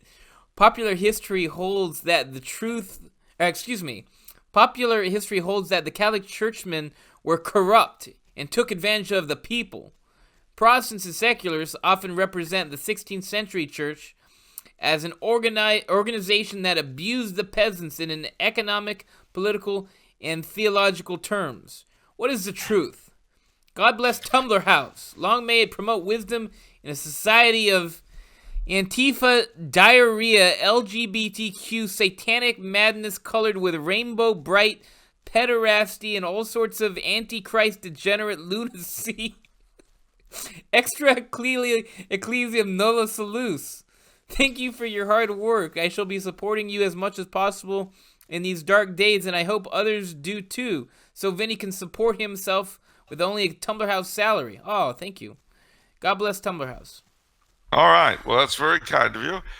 To answer your question, the truth is that the Protestant Reformation, so-called, was an odious thing impressed upon the majority of the people by the masters, the kings and high nobility and so forth. Now, the best books you want to read, The Stripping of the Altars by Eamon Duffy, Characters of the Reformation by Belloc, the Reformation in England and Ireland by, oh golly, what's his name? Wrote it in the 1820s. Famous writer, Cobbett, William Cobbett. Those are due to start. Those are due to start. Okay. Question from Justin. What does Charles think about the Principality of Sealand? Could the establishment of other such micronations be a viable tactic for modern-day monarchists? Love these micronation questions. No. What? No. How could you say that? Because they don't go anywhere, they don't really mean anything, and they make monarchism look ridiculous. Oh, no, sorry, they make monarchism look more ridiculous. I think that's unfair and mean-spirited. Okay. Okay, next question is from Andrew.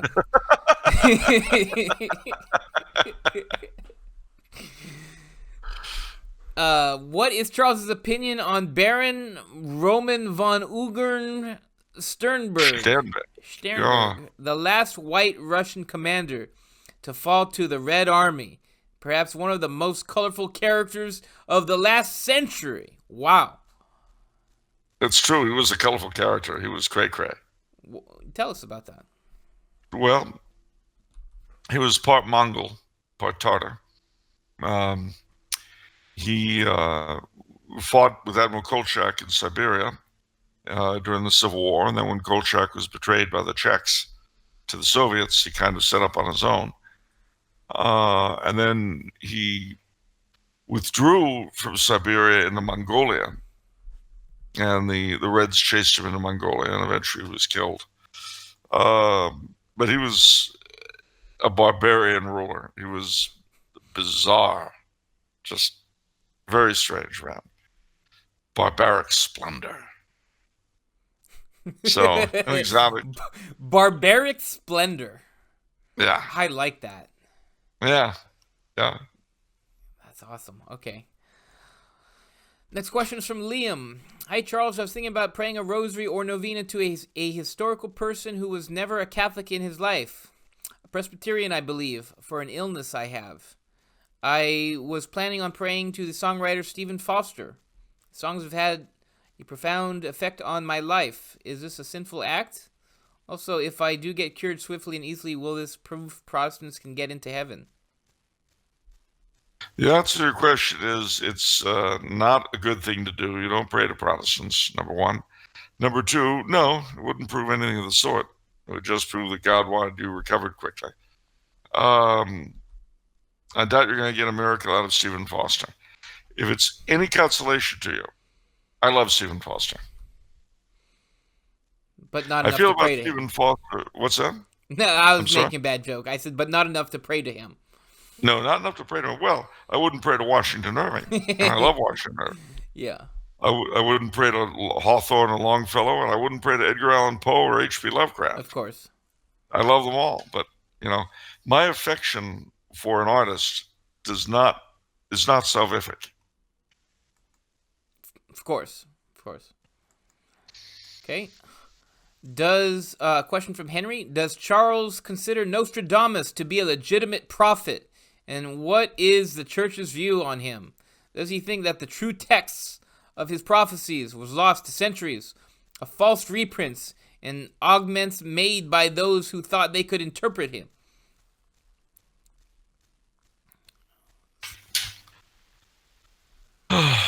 Gosh. I don't know if the church has made any pronouncement on Nostradamus. I grew up with Nostradamus. I didn't have a choice. I grew up in the house of Criswell. We know all about Nostradamus. We know about Edgar Casey. We know about all kinds of things that most young Catholic children my age probably did not know about then or now. But it was Hollywood in the 60s, and it was the house of Criswell. I don't know. A big I don't know. What else? Okay. Question from Tom. May Charles explain Galatians 5:2, which says, quote, "It is I, Paul, who am telling you that if you have yourself circumcised, Christ will be of no benefit to you." End quote. Well, basically, he was attacking Judaizers, people who were teaching that that if you wanted to become a Christian, you had to first become a Jew. And he says, no, you don't have to do that. Okay. Could you... next question is from Jorge. I have two questions. Could you please share your thoughts and opinions about the controversial figure that is Dr. Henry Kissinger? Have you read any of his books? And if so, what did you think about them? No, I haven't read any of his books. I did once or twice drive by his home in Connecticut. That's about it. Kissinger, I grew up, I was in junior high and things like that. Kissinger was always in the news because he was Nixon's grand vizier. There's got to be more to it than that, because his name has stood the test of time. Well, it has, partly because he was the big foreign policy maven, and people still refer to him. Yeah. Partly because of his reputation as a ladies' man. What? Yeah. Why would you say that? How can you prove that? Look up Henry Kissinger, ladies' man, and you'll see. He dated all sorts of people. Just because he did that, don't you think it's a little dubious to say that that's why he was popular? No, he was very famous for it. Well, then, if he was famous for it, then how come I've never heard of that until now? Do you remember back in 1973? Do you remember during the negotiations over the Vietnam War ending in Paris? Yes. Well, I'm glad you remember it, because you weren't around.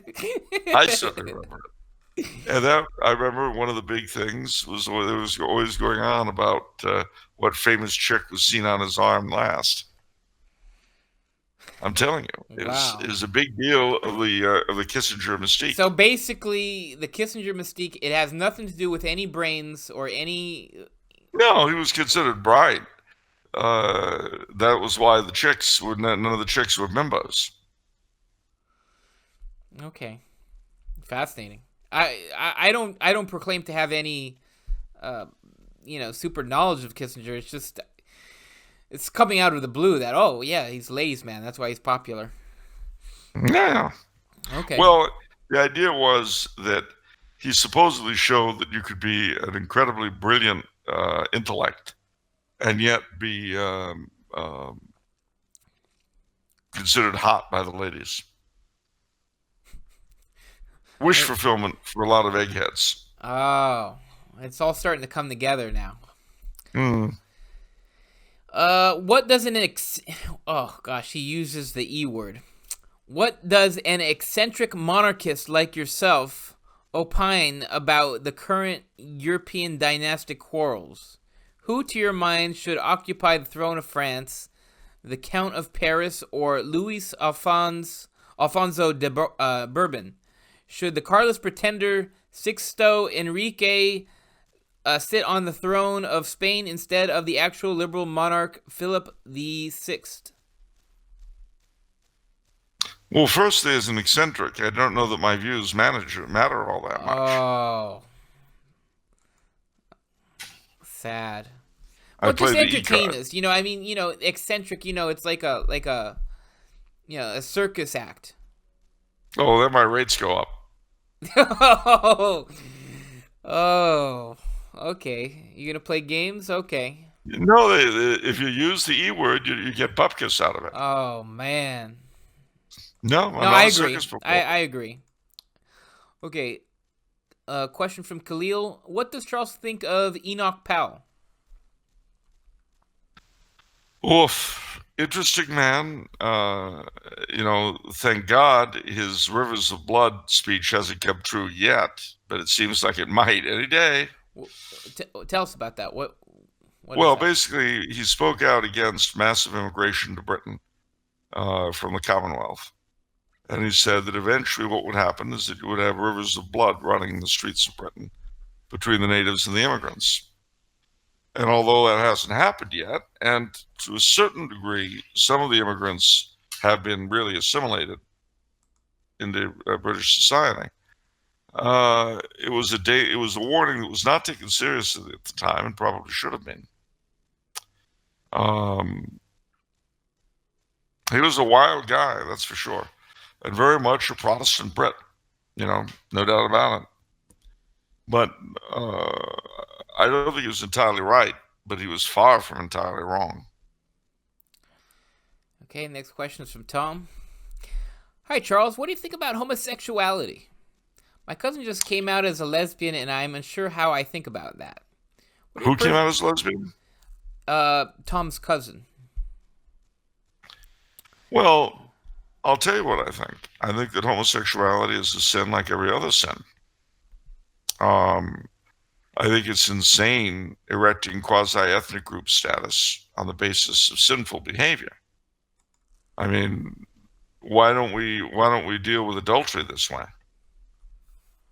I think also that our current notions of LGBTQR, our notions of gay and all that sort of thing, do a terrible disservice both to homosexuals and to heterosexuals. Why? Because it defines and urges/forces others to define themselves in terms of their sinful proclivities, which is wrong. It cuts them off from their fellow man. It cuts their fellow man off from them. It elevates the sin and degrades the sufferer from the sin. I mean, what if we did this with adulterers? Oh, well, you had to cheat. You're an adulterer. It's just the way you are. You can't help yourself. And we had, adultery learning sessions for children, cheater's story hour. Yeah. I mean, it would be a terrible thing. It would contribute to further isolation and so on. I mean, I repeat, this whole erection of group status on that basis is a terrible disservice to the people who suffer from it or who are tempted that way and to society as a whole. I think it's dreadful. I mean, why shouldn't you come out as a drunk? Yeah, I was gonna say, aren't you a little hypocritical though on this in terms of your pro-Alco American stance? Well, indeed. I have to admit, though, my whole Alco-Americanism is really more by way of being a caricature of the gay rights thing. Okay. It's true. It's not meant as a serious empowerment exercise. Oh wow. And I think that as far as your cousin goes, I mean, if I were in your shoes, I would tell her, I love you, but I'm not going to define you by one particular. We all have innumerable sinful proclivities. Yeah, I refuse to define you by one of yours, and I wish you wouldn't do it to yourself. that's well said. Okay, question from Francis. I understand Tumblr, as in Tumblr House, is a mix of the words Templar and Tumblr. My questions are, what are the Knights Templar, and why have I read that they were doing things Catholics shouldn't do? Are they good or bad guys? Oh, firstly, you've got to remove the temptation to say good or bad guys all in all. Oh, pardon me. The Knights Templar were an order of knights, like the Knights Hospitalier, who became the Knights of Malta, the Teutonic Knights, founded in the Holy Land. They started out well enough. Saint Bernard of Clairvaux wrote their first constitution. But as time went on, they did become a very wealthy order. And then when the Crusades failed, where the other orders, like the Teutonic Knights and the Knights of Malta, found new places to carry on the crusading vocation, the Knights Templar did not. They sort of sat on their money. And that made them a huge temptation for people like Philip the Fair of France. The question of the guilt of the Templars is something like the guilt of Alexander VI. I don't feel I can answer it, because I have seen very long and well-prepared defenses of the Templars, and the same for offenses. My guess is that they probably fell somewhere in between. In other words, there was doubtless a certain amount of fire, or there wouldn't have been any smoke, but doubtless not near as much fire as, probably not so much as to require the suppression that they got. Interestingly, two of their provinces, Aragon and Portugal, were considered by the kings of those two countries to be completely free of any abuse. And so those two provinces were reconstituted as separate orders of knighthood. The Order of Christ in Portugal, that played such a big role in the discovery of the New World, and the Order of Montesa in Aragon, both orders very, very altered, still exist today. Question from John. Charles, was Joseph, son of David, the first Christian emperor? Joseph protected the child. An emperor protects the pope. Joseph cherished the virgin. An emperor cherishes the church. Could you say that Charlemagne was a king in the line of Joseph? Well, I never thought of it that way. It's certainly a very poetic way of looking at it. And of course, we know that Joseph was the inheritor of the Davidic claims. At the Last Supper, the Davidic monarchy, as represented by Christ, came together with the communio of the church, which is one reason. I mean, you could say that the Last Supper was really the birthplace of Christian monarchy, which is one reason why the Maundy Thursday service was so important to Catholic monarchs, washing the feet of the poor the way our Lord did. Well, but again, it's a very poetic way of looking at it, but I'm really not qualified to say whether or not it's correct. Sounds good. Michael asks, is it better to live in a republic rather than a Protestant monarchy? Well, firstly, you've got to say what kind of republic. I mean, somehow republics are always looked at. The problem with this question is that it presupposes that republics are kind of a good thing all by themselves, and there's no distinction between them. The truth is, a lot depends upon a lot of different things. I could see where living in the United States would be better than living in almost any country for various reasons. I could see where living in Bolivia would probably not be a good deal for most people, including most Bolivians. So you need to specify what, I mean, I'd rather live in Britain than in Paraguay. Why? Why are you dumping on Paraguay? Because they're poor, they don't have a lot of money. Oh, is that? Wow. Okay. Would you rather live in Denmark? I didn't know Paraguay was that bad off. Okay. You usually have a good soccer team. Yeah, well, that's why they got to get out of the country. So what would you prefer, Denmark or Senegal? I would say Denmark based on cultural considerations, not because Senegal's poor. Yeah. Okay. Sure. If that's your story, I'll back you up. Oh. Okay. I'll back you up. Are there any good Catholic Irish flags? Any good Catholic Irish Flags.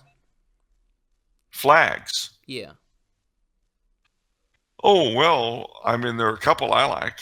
I don't care, for obvious reasons, for the tricolor, the Irish tricolor, because the orange. But I do like both the green flag with the harp, the blue flag with the harp, and the cross of St. Patrick. Mm. That's the red X on the white field. Wow, this is an interesting question. I'm almost scared to ask it. Oh, go ahead. Okay. Question from Patrick. Dear Mr. Coulombe, can you discuss the religious origins of rock and roll, and if you believe it was at all influenced by Catholicism? I personally have always believed that rock and roll was more of an evangelical Protestant, particularly Pentecostal phenomenon.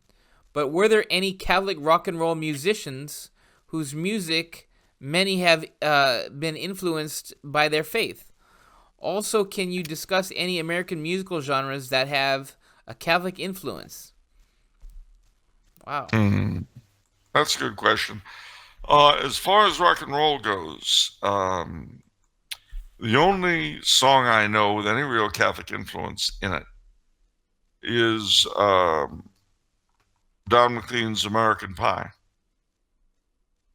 I've always considered the last verse about going down to the sacred store where you heard the music years before was an oblique reference to the post-Vatican II Church in America. But by and large, I don't really see too much of a Catholic influence in rock. In terms of genres that were influenced by it, yeah.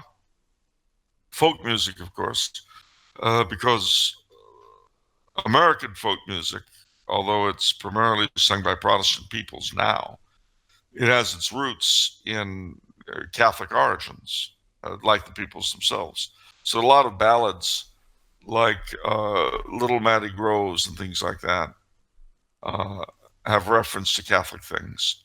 And the big bands and all that featured a number of Catholic composers, Catholic performers. Tin Pan Alley certainly did. So, and of course, classical music, without a doubt. Okay. Question from Giovanni. Hi, I've been looking into monarchism as I have begun to have issues with the idea of democracy and the type of culture it has created, especially here in America. Political correctness, hedonism, transgenderism, etc. are destroying our society, and I wonder if Christian monarchism could be the answer. Do you recommend any books or manifestos to get me started? Also, any forums or groups I could look into to learn more. I read Star Spangled Banner, by the way, and I loved it. Okay, yeah, Star Spangled Crown. I think you mean Star Spangled Crown. Well, of course, there's everything on the extended bibliography available at Tumblr House. That's right. There's the American Monarchist Society, which is an interesting group. they're looking at something or other in terms of expanding the conversation here in the States. There's the Royal Stuart Society in Britain, the International Monarchist League in Britain. The Canadian Royal Heritage Trust puts out some useful things. And studying the Canadian monarchy is interesting because it's such a parallel to our own experience, given that the English portion of it originated with the Loyalists. So that'd be a place to start. Okay. A question from Scott. Charles, can you talk about the purity of blood laws in Spain? Well, those are laws that, if I remember correctly, Limpia de Sangreza, whatever it is, gave various privileges to those whose blood had no taint of Jew or Moor, the old Christians, Gothic. I don't remember what those privileges were. I just remember they existed. So that's it. Okay. A question from Jonathan. Dear Charles, I would like to know your thoughts on the whole inequality of the sexes.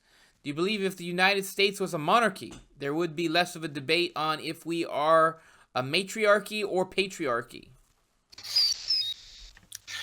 Well, firstly, that issue has assailed the entire West, republics, monarchies, and everything else, and the church, of course. And it's crazy. It's absolutely stupid. I am in favor of gender roles. Yes, I am.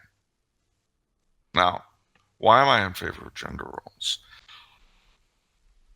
If you go into the bathroom and you decide to take a shower, look in the mirror, and you're going to see that you differ quite a bit from 50% of the population. I don't know if the person who's asking is a man or a woman, and it doesn't matter. 50% of the population differ from you. Now, I've often said, and I'll say it again here and now, that I do not believe in transgenderism. I don't mean to say I'm against it. I mean, I don't believe in it, the way I don't believe in the tooth fairy. It doesn't exist. Why doesn't it exist? Because our biological shape locks us into certain things mentally. If you're a woman, your behavior, etc., is controlled to a degree during the course of a month by the menses. Childbirth is an issue for you. Whether you want it, you don't want it, maybe you'll do it someday, maybe you'll never do it, you can't wait to do it, whatever. It plays a part in your mind, in your mentality, that is unique to women. It does not play that role in a man's mind. Fatherhood does not have the same overwhelming place in the male mentality that giving birth does in the female mentality. And lastly, unless you're in a prison or on shipboard, rape is not something that figures in the male mentality for the most part. It does the woman's mentality. And these are related to childbirth and to the menses. Those three things. If you have never been a woman, you cannot imagine what they are like.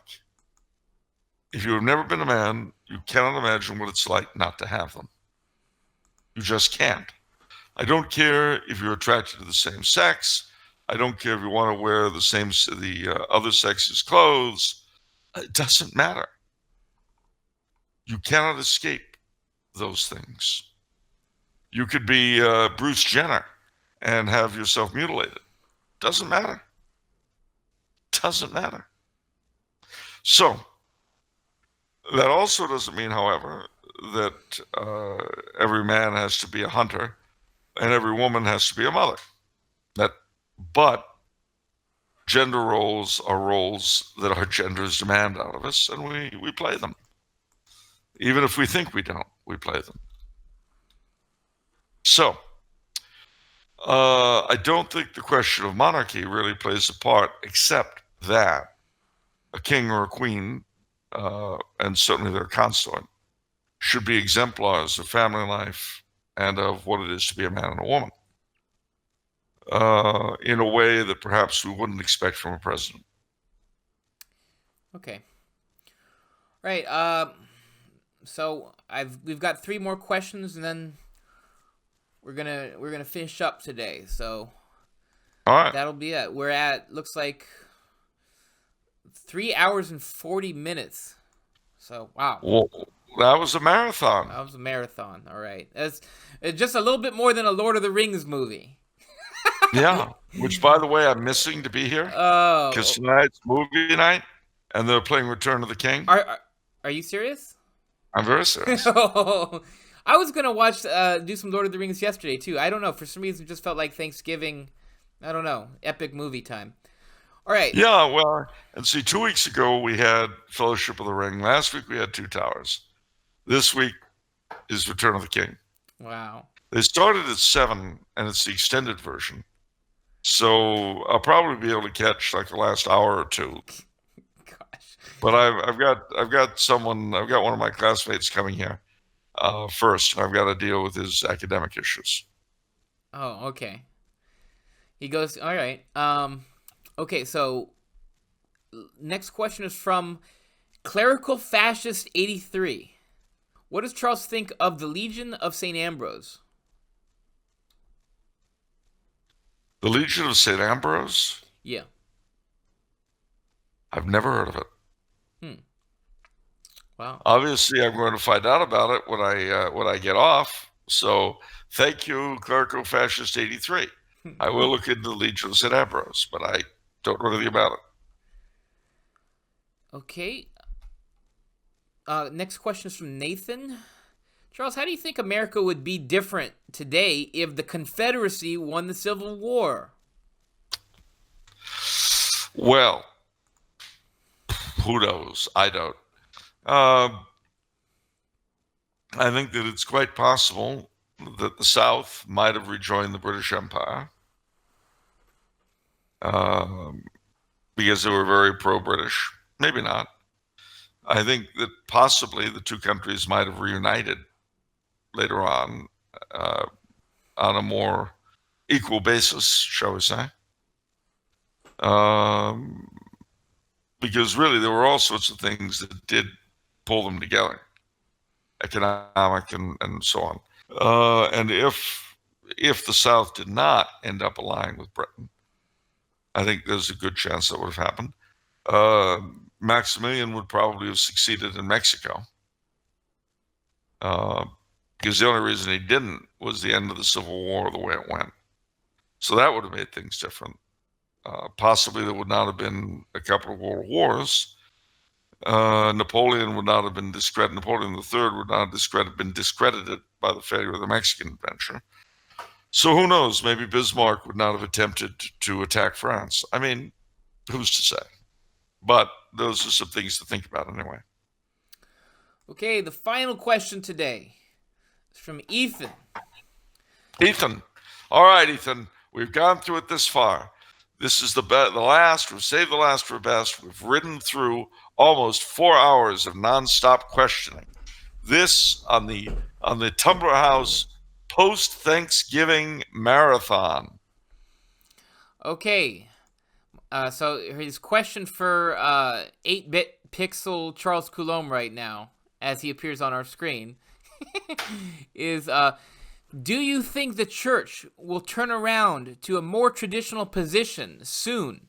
Or do you think we are going to have more liberal popes and a shrinking church before things start to get better? It's a very good question. And on one level, my response is I have no idea. No, we need a definitive. Reach into your crystal ball, your Palantir, use all the powers at your disposal. Uh-oh. I see Christopher Lee as Saruman. No. Well, here's the thing. I think it is possible now that the college has been packed by elderly people. I think it's quite possible the next pope will be another half senile 68 person. But they're running out of them.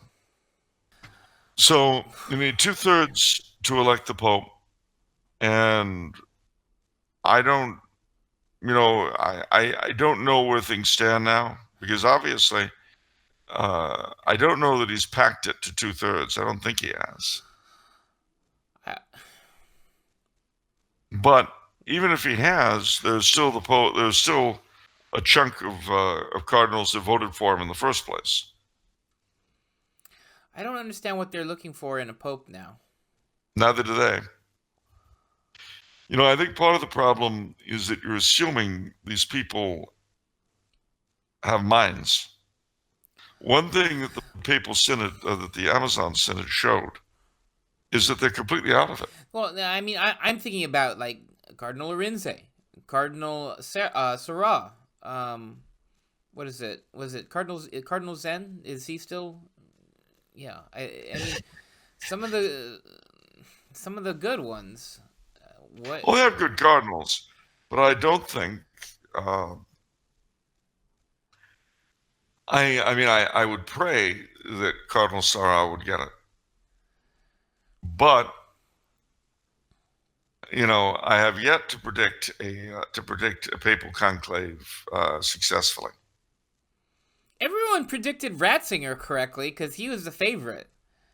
No, no, he wasn't, and Nope. I sure as hell did. He wasn't the favorite. No, no. Well, he was the one everyone was mouthing. That's for sure. We were hoping because he was a public figure. We were hoping, but I did not think he was going to get it.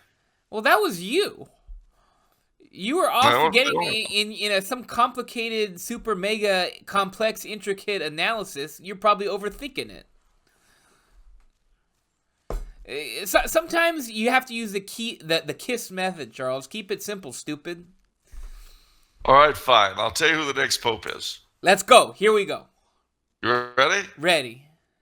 All right. The next pope is Archbishop Gomez. Be careful. Be careful. He's on the rise. President of the U.S., the CCB. Yeah, but he's not a cardinal, so don't worry. Well, he might. He's keeping his mouth shut like a good boy. He might get that red hat just in time. No, there's no way on God's green earth Francesco's going to give him the red hat.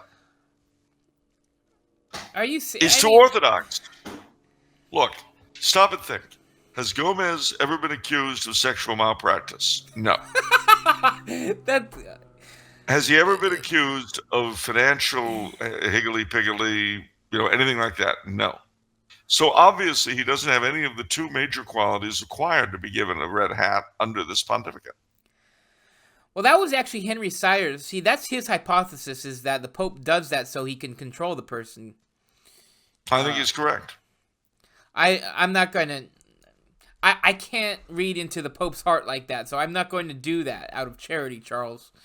Okay, fine. He just likes being around criminals and perverts. Fine. All right, we'll take your charitable version instead. Yeah, exactly. No, it could be like Jesus surrounding himself with sinners. Sire prefers to think that he's using them. You prefer to think he enjoys their company. All right. No, that's fine. That's great. That's fine. No, it's sure. I think Sire makes him look a lot better than you're making him look. Gosh. What do you say about somebody who wants to be with pervs for their own sake? Maybe he sees the good in them and wants to... And he hopes that they'll rise to the occasion.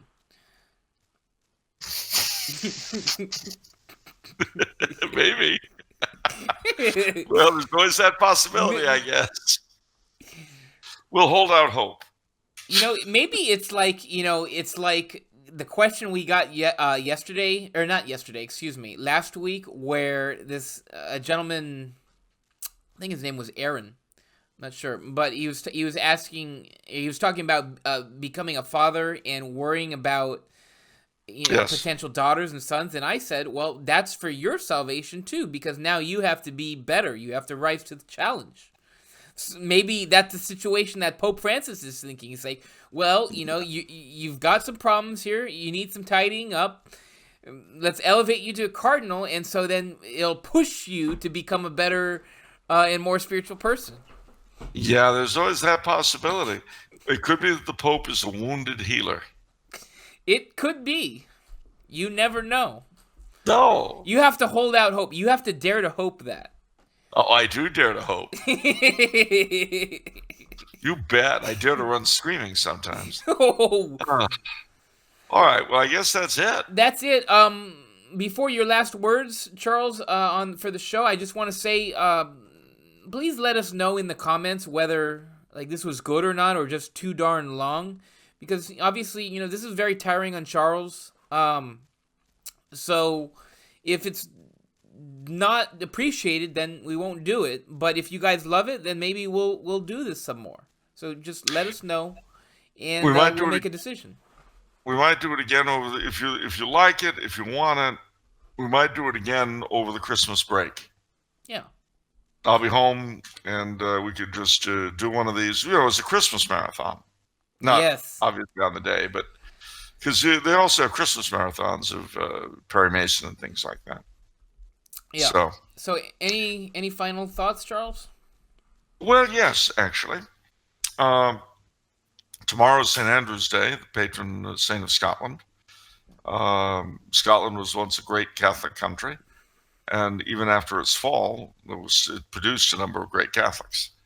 So keep the conversion of Scotland in your prayers. We touched earlier on the conversion of England earlier in the broadcast. So I mentioned Scotland, and again we touched on Ireland, and Ireland needs to return to the faith badly. So pray for the three kingdoms. They played a key role in who we in the United States are, and who Canada and Australia and New Zealand, South Africa and India and all the Anglosphere are. So all of you Catholics who speak English out there, pray for the return of the three kingdoms to the faith and of all their daughter countries. And for that matter, if you're Spanish speaking or Portuguese or Italian or French or anything, pray for the return of all your sister countries to the faith. Okay. And don't forget, and Advent, by the time people see us on Monday, it's going to be Advent, right? Yes, it will be Advent season. And you know what that means? It means Advent wreaths. That's right. The four candles, the three purple and the one pink. Yeah. And it means empty, nativity sets without the infant Jesus. And it means the secular Christmas season is really upon us now. So in that spirit, I'll say, Christmas is coming, the geese are getting fat. Please to put a penny in the old man's hat. If you had a penny, a halfpenny will do. If you had a halfpenny, God bless you. Okay, that's a good one to end on. Okay, we'll see you guys next time. Remember, if it's Monday, it's off the menu. And the soul you save may be your own. See you next time. God bless all.